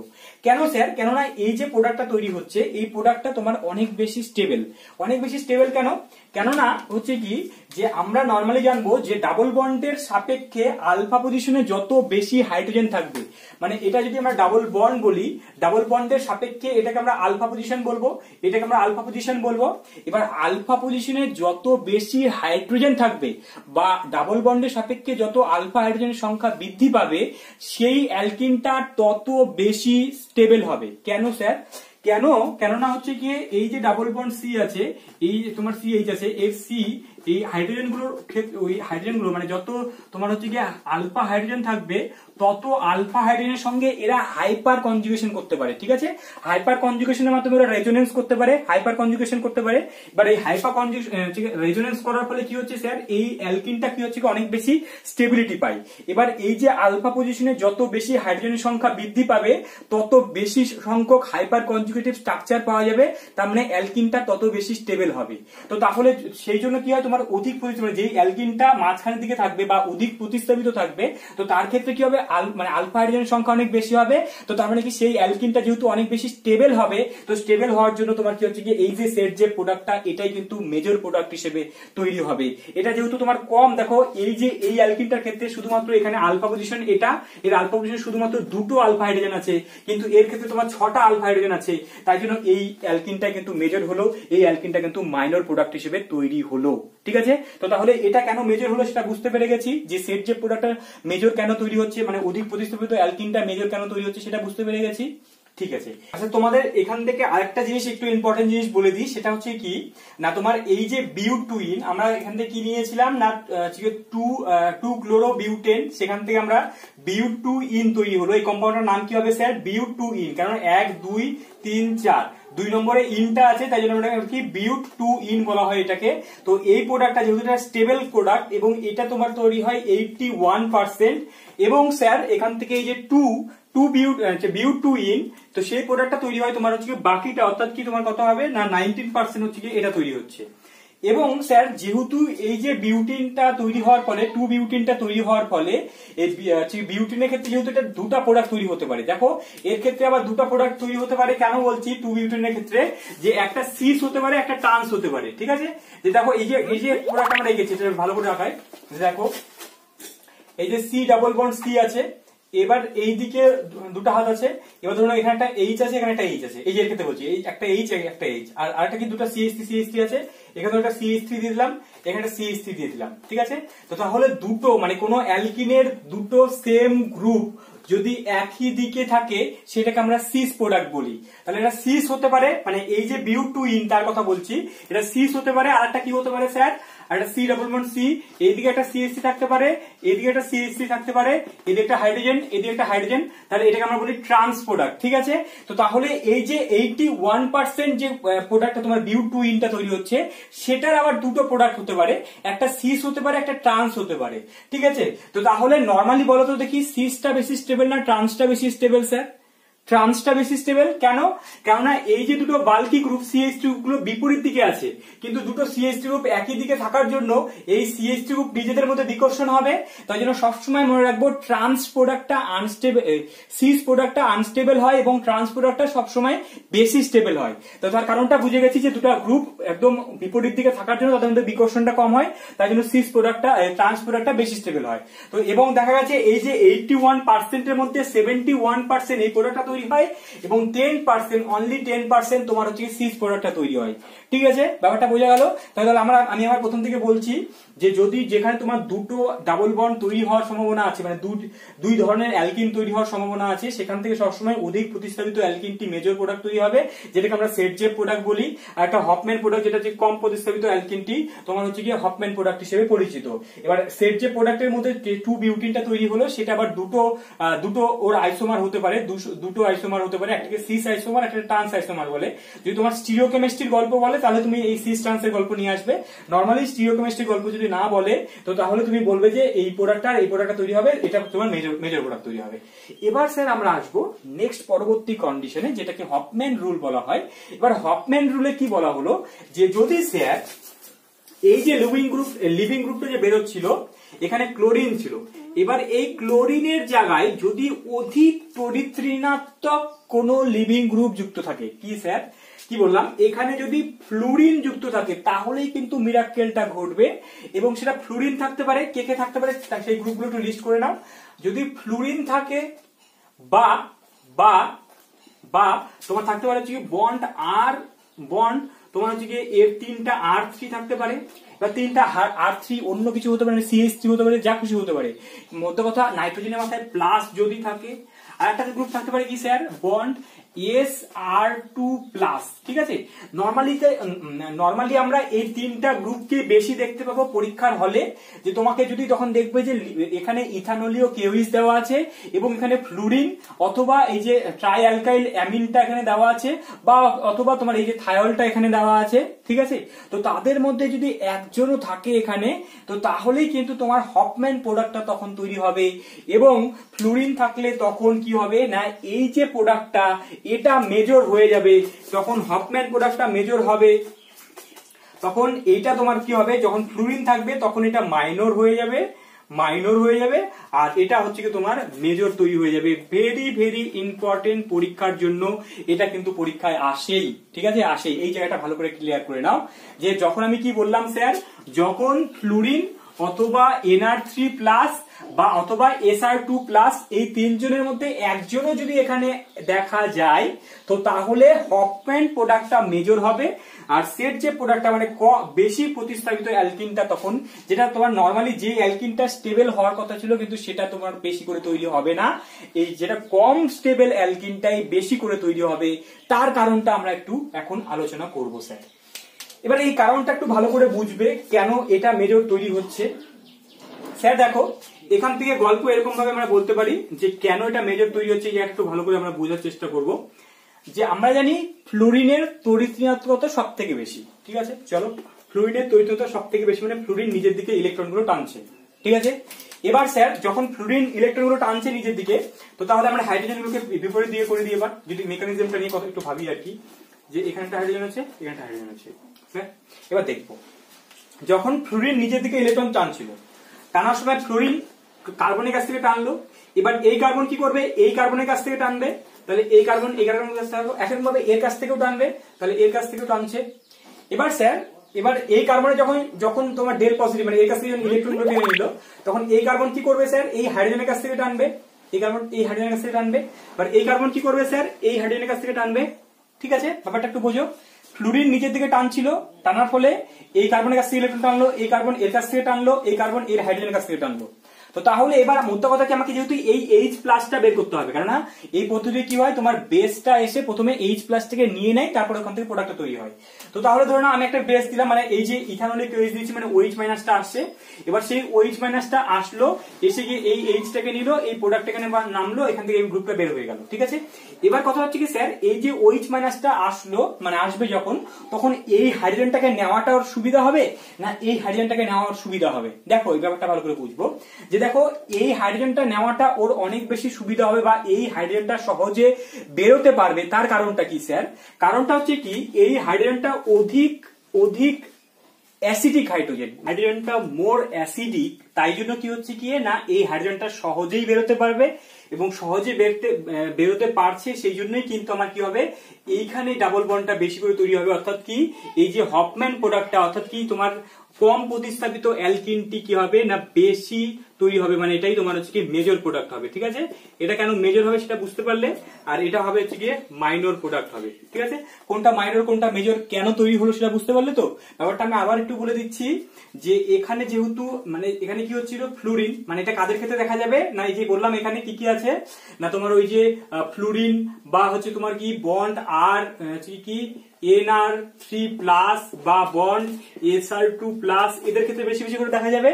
এবার যেহেতু ফ্লুরিনের তড়িৎতা অনেক বেশি, ফ্লুরিন নিজের দিকে টানছে, টানার সময় কি হচ্ছিল, এখানে এই ইলেকট্রন গুলোকেও টানছে, আবার এর কাছ থেকে ইলেকট্রন গুলোকেও টানছিল, কিন্তু যেহেতু এখানে একটা প্লাস আই এফেক্ট যুক্ত গ্রুপ আছে, তাই না, প্লাস আই এফেক্ট যুক্ত গ্রুপ থাকার জন্য কি হচ্ছে গিয়ে, এবার এ তো আবার এর মাথার মধ্যে ইলেকট্রন দিয়ে দিচ্ছে, এর মাথার মধ্যে ইলেকট্রন দিয়ে দিচ্ছে, তাহলে এর মাথায় যেহেতু ঘনত্ব কমে গেছে, তাহলে এই হাইড্রোজেনের কাছ থেকে ইলেকট্রন আর বেশি করে টানতে পারবে না, তার মানে এই হাইড্রোজেনটা অধিক অ্যাসিডিক হতে পারবে না। তো তাই জন্য কি হচ্ছে গিয়ে স্যার, এবার ফ্লোরিনটা যেহেতু এই হাইড্রোজেনের কাছ থেকে বেশি করে তোমার কি হচ্ছে কি ইলেকট্রন টানছিল, তাই জন্য এই যে বেসটা আছে সেই বেসটা টুক করে এই হাইড্রোজেনটাকে নিয়ে নিতে পারবে, নিয়ে এখান থেকে আমার কি করবে না, এই যে মানে টার্মিনাল ডাবল বন্ডটা বা কম প্রতিস্থাপিত ডাবল বন্ডটা তখন কি করবে না মেজর প্রোডাক্ট তৈরি করবে, ঠিক আছে। তো তাহলে কোন সময় এটা স্পেসিফিক এই কয়েকটা নিউক্লিওফাইল তাদের ক্ষেত্রে কিন্তু আমরা এই প্রোডাক্টটাকে মেজর হিসেবে লিখবো, আর এটাকে মাইনর হিসেবে লিখবো। আর এখানে যদি ক্লোরিন বা ব্রোমিন এরা যদি থাকে তাহলে কিন্তু এটাই মেজর হবে, ঠিক আছে, বোঝা গেছে। তাহলে চলো আমরা কয়েকটা উদাহরণ নিয়ে নিই, তাহলে ব্যাপারটা আরো ক্লিয়ার হবে আমাদের।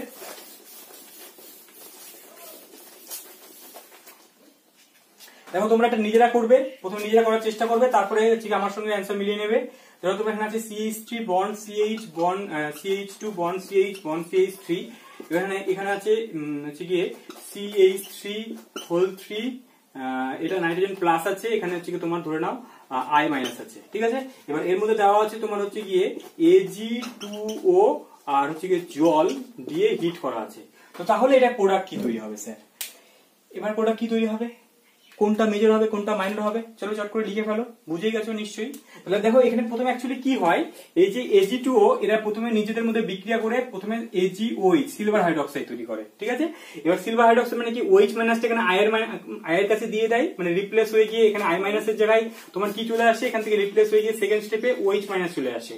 এবার এটা তৈরি হলো, এবার OH মাইনাস কি এটা বেস হিসেবে কাজ করবে। এবার এই বেস কি করবে, হয় এই হাইড্রোজেনটা নেবে বা এই হাইড্রোজেনটাকে নিয়ে এটিকে বার করে দেবে, মানে এখান থেকে কি এই হাইড্রোজেনটা বেরোবে বা এই হাইড্রোজেনটা বেরোবে।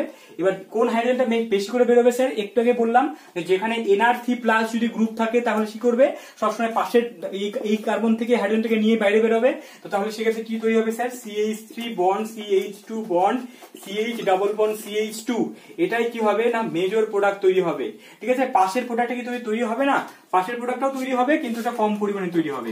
CH3 bond CH double bond CH bond CH3 এটাও তৈরি হবে কিন্তু এটা মাইনর তৈরি হবে, ঠিক আছে, মাইনর তৈরি হবে, মাইনর প্রোডাক্ট তৈরি হবে, ঠিক আছে। তাহলে কেন মেজর হলো সেটা আমরা বুঝে গেছি। এটাকে আমরা হফম্যান প্রোডাক্ট বলি। হফম্যান প্রোডাক্ট এই ধরনের কোশ্চেন কিন্তু পরীক্ষার জন্য ভেরি ভেরি ইম্পর্টেন্ট, এই হফম্যান প্রোডাক্ট এবং সেট যে প্রোডাক্টের উপরে, ঠিক আছে। চলো আর একটা উদাহরণ করে নিই। ব্রোমিন ছিল, তাহলে কি প্রোডাক্ট তৈরি হবে? মেজর প্রোডাক্টটা তোমাকে লিখতে বলেছে, মেজর প্রোডাক্ট লিখতে বলেছে, ঠিক আছে। আচ্ছা আরেকটা প্রোডাক্ট আছে এখানে CH3 নোলিও কেউইস দেওয়া হয়েছে, এখানেও তোমার ইথানোলিও কেউইস দেওয়া হয়েছে।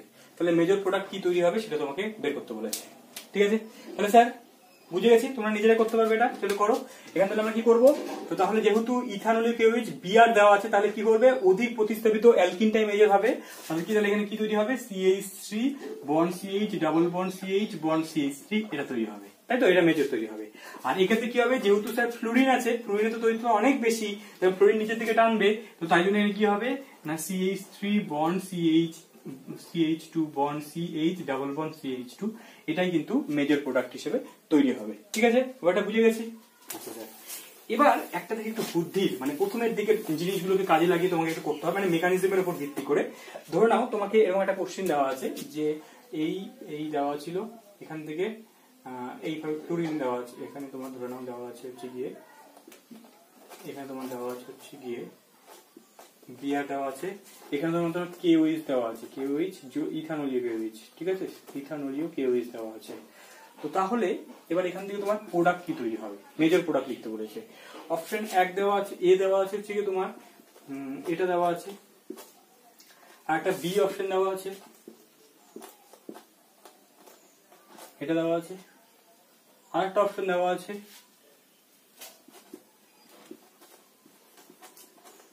এখানে দেওয়া আছে, আর একটা ডি দেওয়া আছে, কোনোটি নয়।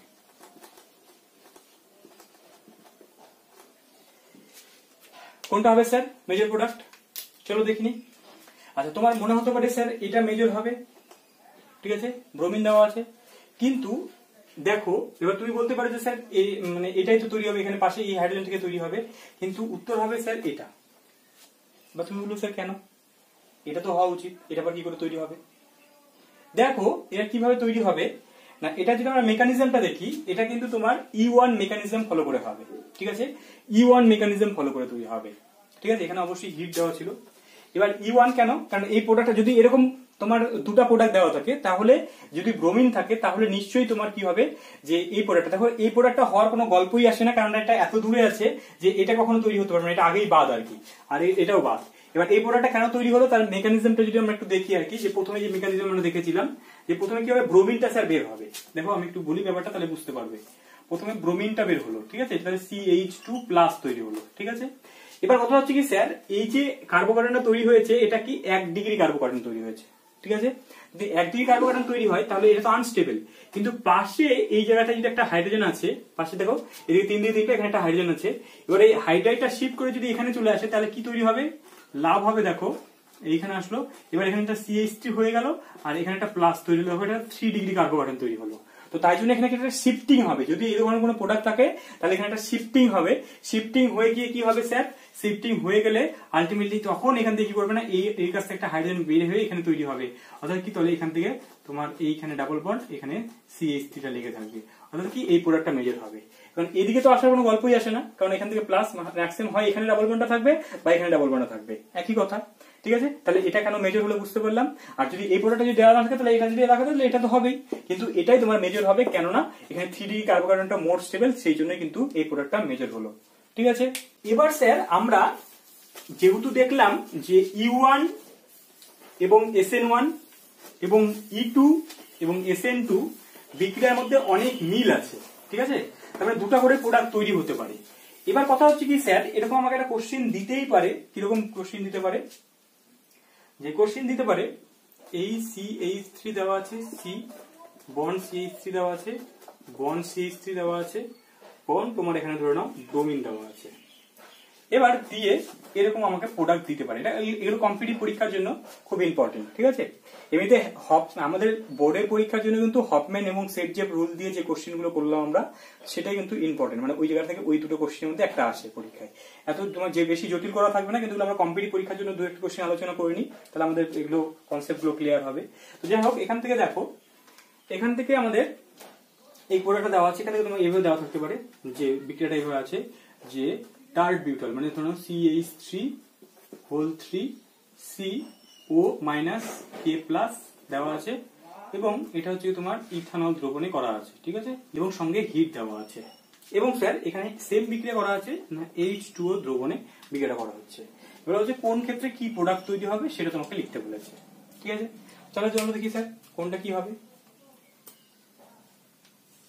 দেখো কোনটা হবে না, এখান থেকে যেহেতু দেখো এই যে এখানে তোমার মানে জল যখনই আমরা ইউজ করছি, মানে যখন দুর্বল নিউক্লিওফাইল গুলো থাকবে বা দুর্বল বেস থাকবে, তো তখন কিন্তু তোমার কি হবে না, সেটা প্রতিস্থাপন বিক্রিয়াই হবে, ঠিক আছে। যখন দুর্বল এরকম কোনো বেস থাকবে এবং সেটা 3 ডিগ্রি থাকবে, তখন কিন্তু তোমার কি হবে, তোমার প্রতিস্থাপন বিক্রিয়া অর্থাৎ কি অ্যালকোহল হওয়ার সম্ভাবনা বেশি থাকবে। তার মানে এখান থেকে তৈরি হবে CH3 bond C bond CH3 bond CH3 bond OH হবে, ঠিক আছে।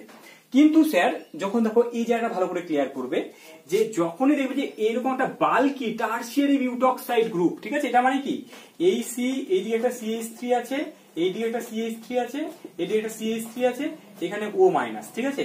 এবার এ কিন্তু মোটেই কখনো এইভাবে ব্যাক সাইড অ্যাটাক করার কোনো সম্ভাবনাই নেই, এখানে ব্যাক সাইডে অ্যাটাক করতেই পারবে না। তো তার থেকে কি হবে স্যার, এখানে কার্বোকার্বন তৈরি হওয়ার থেকে ও কি করবে, টুক করে, এবার তো স্ট্রং বেস, এই যে এটা বেসটা যে তৈরি হচ্ছে স্ট্রং বেস এটা। এবার যখনই এই ধরনের বাল্কি কোনো গ্রুপ থাকবে, তুমি চোখ বন্ধ করে কি করবে না, তোমার এলিমিনেশন প্রোডাক্টটা মানে অপনয়ন প্রোডাক্টটা বেশি করে তৈরি করবে। অর্থাৎ কি, এবার ও কি করবে, এইখানে এই কাছ থেকে একটা হাইড্রোজেনকে নিয়ে কি করবে, এখান থেকে এই অ্যালকিনটাই কিন্তু তৈরি করবে। অর্থাৎ কি এক্ষেত্রে তোমার কি হবে না, এই অ্যালকিনটা মেজর তৈরি হবে। অর্থাৎ কি C বন্ড, এখানে তোমার double bond CH2 bond CH3, মানে এটাই মেজর প্রোডাক্ট তৈরি হবে। তাহলে এখান থেকে আমরা কনক্লুশন টানতে পারি যে যখন তোমার দুর্বল নিউক্লিওফাইল দেওয়া থাকবে, তখন আমরা SN1 বিক্রিয়া করাবো, মানে সাবস্টিটিউশন, মানে অ্যালকোহল তৈরি করব। আর যখন এইরকম দেখো বাল্কি কোনো গ্রুপ দেওয়া আছে, বাল্কি কোনো তোমার বেস দেওয়া আছে বা স্ট্রং বেস দেওয়া আছে, তার মানে তখন আমরা অ্যালকিনটাই তৈরি করব, ঠিক আছে। এবার স্যার তোমার তাহলে কোশ্চেন হতে পারে, স্যার তাহলে আমরা কখন কিভাবে বুঝতে পারবো যে কোনটা মেজর হবে, তো সেইভাবে একটা কম্পেয়ার যদি আমরা করি, তাহলে দেখো কম্পেয়ার করার রাস্তা আমি বেশি জটিল করবো না, আমি কয়েকটা প্রসেস বলে দিচ্ছি, সেই প্রসেস ধরে ধরে তোমরা জিনিসগুলোকে খেয়াল করবে আর কি। প্রথমে দেখবে হচ্ছে গিয়ে দ্রাবকের প্রকৃতি, ঠিক আছে, মানে কোন দ্রাবকে বিক্রিয়াটা হচ্ছে। প্রথমে হচ্ছে কি বললাম, দ্রাবকের প্রকৃতি, ঠিক আছে। দ্রাবকের প্রকৃতির মধ্যে আমরা ব্যাপারটা কি পড়বো না, সলভেন্টটা তোমার যত বেশি আয়নীয় হবে, তোমার প্রতিস্থাপন বিক্রিয়া হওয়ার সম্ভাবনা তত বেশি হবে। ব্যাপারটা কিরকম স্যার, যে আয়নীয় প্রকৃতি মানে কি, তোমার তোমার মিথানল বা ইথানল, তোমার CH3CH2OH, এর একটা সলভেন্ট, একই রকম ভাবে তোমার জল একটা সলভেন্ট, ঠিক আছে, জল একটা সলভেন্ট। এবার তোমার আমরা জানি কি জলটা বেশি তোমার আয়নিক হয়, ঠিক আছে, বা তোমার এখান থেকে আরেকটা জিনিস একটু মনে রাখতে পারো, ডাইইলেকট্রিক কনস্ট্যান্ট বলে একটা কথা হয়। তো যাদের ডাইইলেকট্রিক কনস্ট্যান্ট যত বেশি হবে, তারা প্রতিস্থাপন বিক্রিয়া তত বেশি করবে। এবার অত জটিল করার ব্যাপারটা কোনো দরকার নেই, তোমরা আপাতত এরকম মনে রাখো যে জল এবং ইথানল, মানে যেহেতু জল বেশি আয়নিক, তাই জন্য জলের মধ্যে যদি আমরা বিক্রিয়া করি, তাহলে সেক্ষেত্রে তোমার প্রতিস্থাপন বিক্রিয়াটা বেশি হবে। আর যদি অ্যালকোহলের মধ্যে যদি বিক্রিয়া করি, তাহলে সেটা অপনয়ন বিক্রিয়া বেশি হবে, তাই তো। তো তাহলে ধরলাম, তাই জন্য বলছি কি বলা হচ্ছে, যে এই ধরনের তোমার এখানে যদি দেওয়া থাকে যে তোমার CH3 বন্ড CH2 বন্ড, তোমার বন্ড CH2 বন্ড, ধরো তোমার এখানে ক্লোরিন দেওয়া আছে, ঠিক আছে। এবার তোমাকে বলা হলো এর মধ্যে একবার জলীয় KOH দেওয়া হয়েছে, একবার NOH দেওয়া হয়েছে, ঠিক আছে। একবার দেওয়া হচ্ছে জলীয় KOH, একবার ধরে নাও তোমার অ্যালকোহলীয় KOH দেওয়া আছে, অ্যালকোহলীয় KOH, ঠিক আছে, অ্যালকোহলিক KOH দেওয়া আছে। এবার এই দুজনের মধ্যে বলছে কোন ক্ষেত্রে কি প্রোডাক্ট তৈরি হবে। তার আমি কি বললাম, আয়নীয় প্রকৃতির সলভেন্টের মধ্যে প্রতিস্থাপন বিক্রিয়াটা হবে, তার মানে সেক্ষেত্রে CH3CH2OH হবে, ঠিক আছে। আর যদি অ্যালকোহলিক KOH ব্যবহার করি, তাহলে সেক্ষেত্রে অ্যালকিন তৈরি হবে, কারণ অপনয়ন হবে, তাহলে সেক্ষেত্রে পাশের কার্বন থেকে হাইড্রোজেন নিয়ে বাইরে বের হয়ে চলে আসবে, তাহলে এখান থেকে কি তৈরি হবে, CH2 ডাবল বন্ড CH2 হয়ে যাবে, ঠিক আছে। তাহলে বুঝতে পারলাম যে যদি জলের মধ্যে আমরা বিক্রিয়া করাই, তাহলে তোমার হচ্ছে কি প্রতিস্থাপন বিক্রিয়াটা মানে অ্যালকোহল হবে, আর যদি আমরা অ্যালকোহলের মধ্যে যদি করি বিক্রিয়াটা, তাহলে তোমার অ্যালকিন তৈরি হবে। নেক্সট চলে আসছে স্যার ক্ষারকের প্রকৃতি। ক্ষারকের প্রকৃতি মানে কি স্যার, যত তীব্র বেস গুলো ব্যবহার করবো, তীব্র বেস মানে কি, তীব্র বেস মানে বলতে তোমার এখানে বোঝাচ্ছে যদি কোথাও ধরো না তোমার NH2 থাকে, NH2- বা OH- বা তোমার CH3O মাইনাস এই সমস্ত যদি বিকারক গুলো থাকে তাহলে সেক্ষেত্রে তোমার অপনয়ন বিক্রিয়াটা হওয়ার সম্ভাবনা বেশি। বা তোমার হচ্ছে কি ধরো এরকম বাল্কি গ্রুপ, ধরো CH3 C O minus K plus, এরকম বাল্কি গ্রুপ। দেখো এখানে এটাকে বলে টারশিয়ারি বিউটক্সাইড, মানে পটাশিয়াম টারশিয়ারি বিউটক্সাইড বলা হয় এটাকে। এবার এটাকে আমরা শর্টকাটে আমরা এইভাবে লিখতে পারবো TBTO মাইনাস K প্লাস, ঠিক আছে? এটা শর্টকাটে কিন্তু এইভাবে লেখা হয়। তাহলে কোথাও তুমি দেখতে পাচ্ছ TBTO মাইনাস K প্লাস, তার মানে কিন্তু এটাকে টারশিয়ারি বিউটক্সাইড কে বোঝাচ্ছে। তার মানে এটা যখনই ব্যবহার করা হবে এটা সবসময় কি করবে স্যার, অ্যালকিন মানে অপনয়ন প্রোডাক্ট তৈরি করবে, ঠিক আছে? অল টাইম অ্যালকিনই তৈরি করবে, ঠিক আছে? এই যে এই বেসটা যদি ব্যবহার করি তাহলে এটা কিন্তু অল টাইম অ্যালকিনই তৈরি করবে, কারণ এটা বাল্কি একটা গ্রুপ, ও কখনোই পেছন দিক দিয়ে অ্যাটাক করা বা ও প্রতিস্থাপন বিক্রিয়া করতে পারবে না। ও সবসময় একটা টুক করে H প্লাস কে নিয়ে নেবে, নিয়ে তোমার হচ্ছে কি করবে না, ও সবসময় অ্যালকিনি তৈরি করবে, ঠিক আছে? তাহলে এই বেসটা কোথাও যদি ইউজ করে তাহলে সে সবসময় অ্যালকিনি তৈরি করবে। আর যদি তোমার দুর্বল নিউক্লিওফাইল, ধরে নাও স্যার দুর্বল ক্ষারক মানে কি, ধরে নাও জল, তারপরে পশম মানে মিথানল, ঠিক আছে? পশম গুলোর ক্ষেত্রে কি হবে না, প্রতিস্থাপন বিক্রিয়া হওয়ার সম্ভাবনা থাকবে আর কি। Next sir alkyl halide. Alkyl হ্যালাইডের ক্ষেত্রে মনে রাখবে যে যত 3 ডিগ্রির দিকে যাবে, মানে তোমার অ্যালকিল হ্যালাইডটা যত বাল্কি হতে থাকবে তত তোমার অপনয়ন প্রোডাক্ট বেশি হওয়ার সম্ভাবনা থাকবে। আর একটা বলি তাপ। এই যে তাপ মানে এটা যেহেতু তোমার অপনয়ন বিক্রিয়াটা তোমার কি, যেহেতু এন্ডোথার্মিক রিঅ্যাকশন, তাই জন্য তাপ যদি দেওয়া থাকে, মানে তাপ সাধারণত যদি 100 ডিগ্রি যদি বেশি দেওয়া থাকে তাহলে সেক্ষেত্রে কিন্তু তোমার হচ্ছে কি অপনয়ন বিক্রিয়াটা মানে অ্যালকিনটাই মেজর প্রোডাক্ট তৈরি হবে, ঠিক আছে? তো তাহলে মোটামুটি আমরা কম্পেয়ার করে এটুকু বুঝতে পারলাম যে কোন সময় অ্যালকিন তৈরি হবে এবং কোন সময় মানে অ্যালকোহল তৈরি হবে, সেটা মোটামুটি আমরা বুঝতে পেরেছি। এবার তোমরা এখান থেকে বই থেকে পড়বে, যদি কোনো রকম সমস্যা হয় তাহলে অবশ্যই আমাকে জানাবে। নেক্সট আমরা চলে আসবো স্যার কি না, নেক্সট চলে আসবো ধাতুর সঙ্গে বিক্রিয়া। এবার না, ধাতুর সঙ্গে বিক্রিয়া আমরা পরের দিন পড়বো। আমরা এখান থেকে নেক্সট চলে আসবো সেটা হচ্ছে কি তোমার বিজারণ বিক্রিয়া, ঠিক আছে? হ্যালো অ্যালকেনের বিজারণ বিক্রিয়া। বিজারণ বিক্রিয়া তার মধ্যে একটা এর আগে আমরা পড়েছিলাম, আজকে আমরা পড়বো হচ্ছে গিয়ে হ্যালো অ্যালকেনের বিজারণ বিক্রিয়া, ঠিক আছে? এবার দেখো বিজারণ আমরা কিন্তু এর আগের দিন একটা পড়েছিলাম লিথিয়াম হাইড্রাইড দিয়ে বিজারণ। বিজারণ মানে হাইড্রোজেন সংখ্যা বৃদ্ধি পাওয়া, মানে ধরো এখানে R বন্ড X আছে। এবার এর মধ্যে আমরা কি কি দিতে পারি বা কি কি বিজারণ করা যেতে পারে, দেখো এখানে বিজারণ করা যেতে পারে। এক নম্বর কথা হচ্ছে কি লিথিয়াম অ্যালুমিনিয়াম হাইড্রাইড দিয়ে বিজারণ করা যেতে পারে, ঠিক আছে? বা লিথিয়াম হাইড্রাইড এটা কিন্তু তোমার ইথার মাধ্যমে, ঠিক আছে? মানে ইথার মাধ্যম, ঠিক আছে? ইথার মাধ্যমে সাধারণত লিথিয়াম হাইড্রাইডে, মানে জল থাকলে কিন্তু এটা অন্যরকম প্রোডাক্ট তৈরি করবে না, আগুন ধরে যেতে পারে। তাই জন্য লিথিয়াম হাইড্রাইড সাধারণত ইথার, শুষ্ক ইথার মাধ্যমে বিক্রিয়াটা করা হয়, ঠিক আছে? নেক্সট স্যার এটা এইভাবে করা যেতে পারে, বা আমরা বিজারণ করতে পারি, বা আমরা ইউজ করতে পারি হচ্ছে কি Na আর হচ্ছে কি C2H5OH, এটাকে ব্যবহার করতে পারি বিজারণ করার জন্য। বা স্যার আমরা ইউজ করতে পারি SN আর HCl, বা আমরা ইউজ করতে পারি জিঙ্ক আর HCl, এগুলো প্রত্যেকটাই রিডিউসিং এজেন্ট। বা আমরা ইউজ করতে পারি H2 সঙ্গে প্যালাডিয়াম বা প্লাটিনাম বা তোমার নিকেল অনুঘটক, এটা দিয়েও বিজারণ করা যেতে পারে। বা আরেকটা ইম্পর্টেন্ট রিএজেন্ট যেটা হচ্ছে লাল ফসফরাস এবং HI, কি আছে লাল ফসফরাস মানে রেড পি প্লাস হচ্ছে গিয়ে HI, ঠিক আছে? লাল ফসফরাস এবং HI যদি দিয়ে দেওয়া হয়, এগুলোর মধ্যে যদি একটাও আমরা দেখতে পাই, এবং এখানে আরেকটা আছে জিঙ্ক কপার কাপল, তোমাকে এরকম কোশ্চিন দেয় যে জিঙ্ক আর কপার কাপল এর সঙ্গে হচ্ছে গিয়ে ইথানল C2H5OH, ঠিক আছে? এটাও একটা রিডিউসিং এজেন্ট। এটাকে তোমার পরীক্ষা হলে এরকম কোশ্চিন দেওয়া থাকতে পারে যে হ্যালো অ্যালকেন, এটা ভেরি ভেরি ইম্পর্টেন্ট, এটা একটু ভালো করে শুনবে, যে কোশ্চিন থাকতে পারে যে হ্যালো অ্যালকেনের মধ্যে জিঙ্ক কপার কাপল এবং তার সঙ্গে ইথানল দিয়ে ফোটানো হলো তাহলে কি উৎপন্ন হবে। তাহলে জিঙ্ক কপার কাপল, এটাকে বলে জিঙ্ক এবং কপার, মানে কি জিঙ্ক কপার কাপল সঙ্গে যদি ইথানল দিয়ে ফোটানো হয় তাহলে কিন্তু এর বিজারণ হবে, মানে কি এখান থেকে ক্ষেত্রে হাইড্রোজেন ঢুকবে। আর এখানে যতগুলো লিখেছি প্রত্যেকের মধ্যে একটাও যদি লেখা থাকে তাহলে এখানে R থেকে X টা সরে গিয়ে এখানে H, মানে হচ্ছে গিয়ে বিজারণ তৈরি হয়ে যাবে, মানে এটাই হচ্ছে গিয়ে তোমার হ্যালো অ্যালকেনের বিজারণ। তার মধ্যে লিথিয়াম হাইড্রাইডের বিক্রিয়াটা আমরা এর আগের দিনে পড়েছিলাম। তাহলে এখান থেকে তোমার এই যে এখানে যতগুলো লিখেছি এটা কিন্তু প্রত্যেকে H দান করতে পারে, মানে হাইড্রোজেন ঢোকাতে পারে। তো তাহলে এগুলো প্রত্যেকটা হচ্ছে রিডিউসিং রিএজেন্ট, এগুলো তোমরা খাতার মধ্যে আলাদা করে লিখে রাখতে পারো যে এখানে যা যা লিখেছি লিথিয়াম হাইড্রাইড বা সোডিয়াম আর ইথানল বা SnHCl বা জিঙ্ক HCl বা H2 প্যালাডিয়াম প্লাটিনাম বা নিকেল অনুঘটক বা রেড ফসফরাস HI, এটা আমরা অনেক জায়গাতে ইউজ করবো রেড ফসফরাস HI। এটা কি করে সব গ্রুপকেও বিজারণ করে দিতে পারে, ঠিক আছে? দিয়ে অ্যালকেন তৈরি করতে পারে এটা। আর এই যে জিঙ্ক কপার আর ইথানল এটাও কিন্তু তোমার হচ্ছে গিয়ে রিডিউসিং এজেন্ট হিসেবে কাজ করে, ঠিক আছে? বিজারণ বিক্রিয়া থেকে এই একটা বিক্রিয়া আমরা পড়লাম ঠিকঠাক। নেক্সট আমরা চলে আসবো স্যার পুনর্বিন্যাস বিক্রিয়া। পুনর্বিন্যাস বিক্রিয়া, ঠিক আছে? ব্যাপারটা কিরকম স্যার, পুনর্বিন্যাস ব্যাপারটা কিরকম, যে দেখো পুনর্বিন্যাস সাধারণত তুমি চিনবে কি করে বা বুঝতে পারবে কি করে যে বিক্রিয়াটা পুনর্বিন্যাস বিক্রিয়া। দেখো আমি একটা বিক্রিয়া লিখছি, ধরো তোমার এরকম আছে CH3 bond CH bond CH3 bond CH2 bond Cl, ঠিক আছে, এই কম্পাউন্ডটা দেওয়া আছে। এবার এর মধ্যে লেখা আছে যে অনাদ্র, ঠিক আছে, অ্যানহাইড্রাস ANH মানে অ্যানহাইড্রাস বা অনাদ্র AlCl3 লেখা আছে, আর তার সঙ্গে লেখা আছে হচ্ছে তোমার 573 কেলভিন হিট বা 200 ডিগ্রি সেলসিয়াস হিট লেখা আছে। যখনই তোমার এরকম দেওয়া থাকবে, দিয়ে বলবে যে কি তৈরি হবে, তো তাহলে তোমার দেখো এক্ষেত্রে আর কিছুই না, জাস্ট হ্যালোজেন তার জায়গাটা পরিবর্তন করবে এবং পরিবর্তন করে ও কি করবে, মানে অধিক প্রতিস্থাপিত জায়গা, মানে হচ্ছে অধিক স্টেবল জায়গায় যাবে। কিরকম ব্যাপারটা স্যার, এখানে আলটিমেটলি প্রোডাক্ট তৈরি হবে কি CH3 bond C bond CH3 bond CH3, এখান থেকে Cl টা এখানে চলে আসবে। অর্থাৎ কি স্যার এটার নাম কি হবে, এই কম্পাউন্ডটা যদি আমরা নামকরণ করি তাহলে নাম কিভাবে করব স্যার, এটার নাম আমরা এইভাবে করব যে এখানে দেখো 1 2 3 এভাবে নাম্বারিং করলাম। তাহলে 1 নম্বরে ক্লোরো, 2 নম্বরে মিথাইল, তাহলে 1 ক্লোরো 2 মিথাইল প্রোপেন, ঠিক আছে, এখান থেকে তৈরি হয়ে গেল কি স্যার 1 2 3, মানে হচ্ছে 2 ক্লোরো 2 মিথাইল প্রোপেন তৈরি হয়ে গেল। তাহলে এখানে আর কিছুই হলো না, জাস্ট একটা পুনর্বিন্যাস হলো, মানে ক্লোরিনটা তার নিজের জায়গা ছেড়ে দিয়ে তার পাশের জায়গায় চলে আসলো, এটাকে বলা হচ্ছে পুনর্বিন্যাস বিক্রিয়া। এবার কথা হচ্ছে স্যার কেন এই ধরনের বিক্রিয়াটা হলো, তার মেকানিজমটা আমাদের একটু চট করে দেখতে হবে। মেকানিজমটা পরীক্ষায় আসবে না, কিন্তু ওই কোশ্চেনটা তোমার পরীক্ষায় আসতে পারে। এটা পুনর্বিন্যাস বিক্রিয়া একটু দেখবো স্যার কেন এই ধরনের প্রোডাক্ট তৈরি হলো।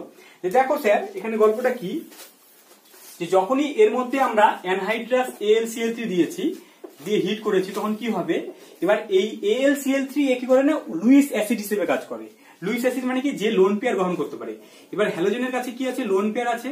এবার যখনই ও AlCl3 দেখতে পাবে, এই লোন পেয়ারটাও AlCl3 দিবে, দিয়ে একটা কি করবে না, কোঅর্ডিনেট বন্ড তৈরি করবে। ব্যাপারটা কিরকম sir, CH3 bond CH bond CH3 bond CH2 bond Cl bond AlCl3 তৈরি করবে, এটা মাইনাস এটা প্লাস হয়ে গেল, ঠিক আছে।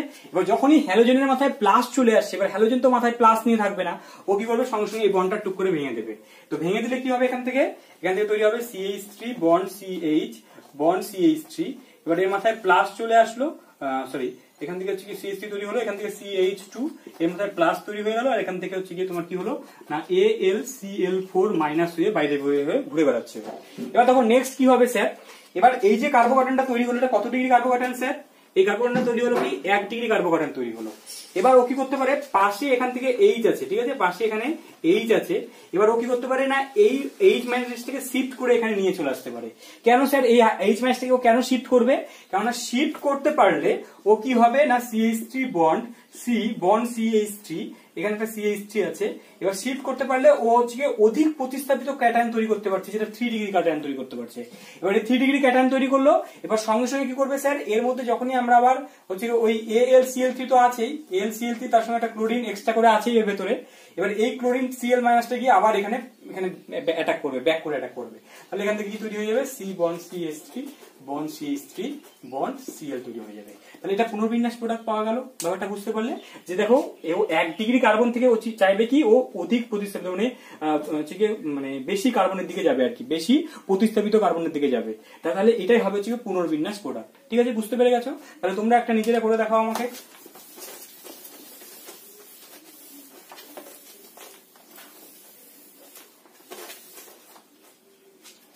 তোমরা এটা করবে CH3 bond CH2 bond CH2 bond Cl, ঠিক আছে। এবার এখান থেকে দেওয়া হলো হচ্ছে কি AlCl3 দিয়ে হিট করা হয়েছে, ঠিক আছে, অ্যানহাইড্রাস AlCl3 দিয়ে হিট করা হয়েছে, কি প্রোডাক্ট তৈরি হবে স্যার, ঠিক আছে, বলো কি প্রোডাক্ট তৈরি হবে, ঠিক আছে। এখানে যদি এটা কার্বোকার্বন যদি তৈরি হয় তাহলে কি হবে, এটা 1 ডিগ্রি কার্বোকার্বন, কিন্তু এখান থেকে একটা H যদি এখানে চলে আসে তাহলে এটা 2 ডিগ্রি কার্বোকার্বন, তাহলে Cl টা কি করবে, জাস্ট এখান থেকে এর কাছে চলে আসবে, তাহলে প্রোডাক্ট তৈরি হবে কি CH3 bond CH bond CH3, এখানে ক্লোরিনটা চলে আসবে, মানে 1 ক্লোরোপ্রোপেন থেকে 2 ক্লোরোপ্রোপেন তৈরি হবে, ঠিক আছে। এটা হলো পুনর্বিন্যাস বিক্রিয়া।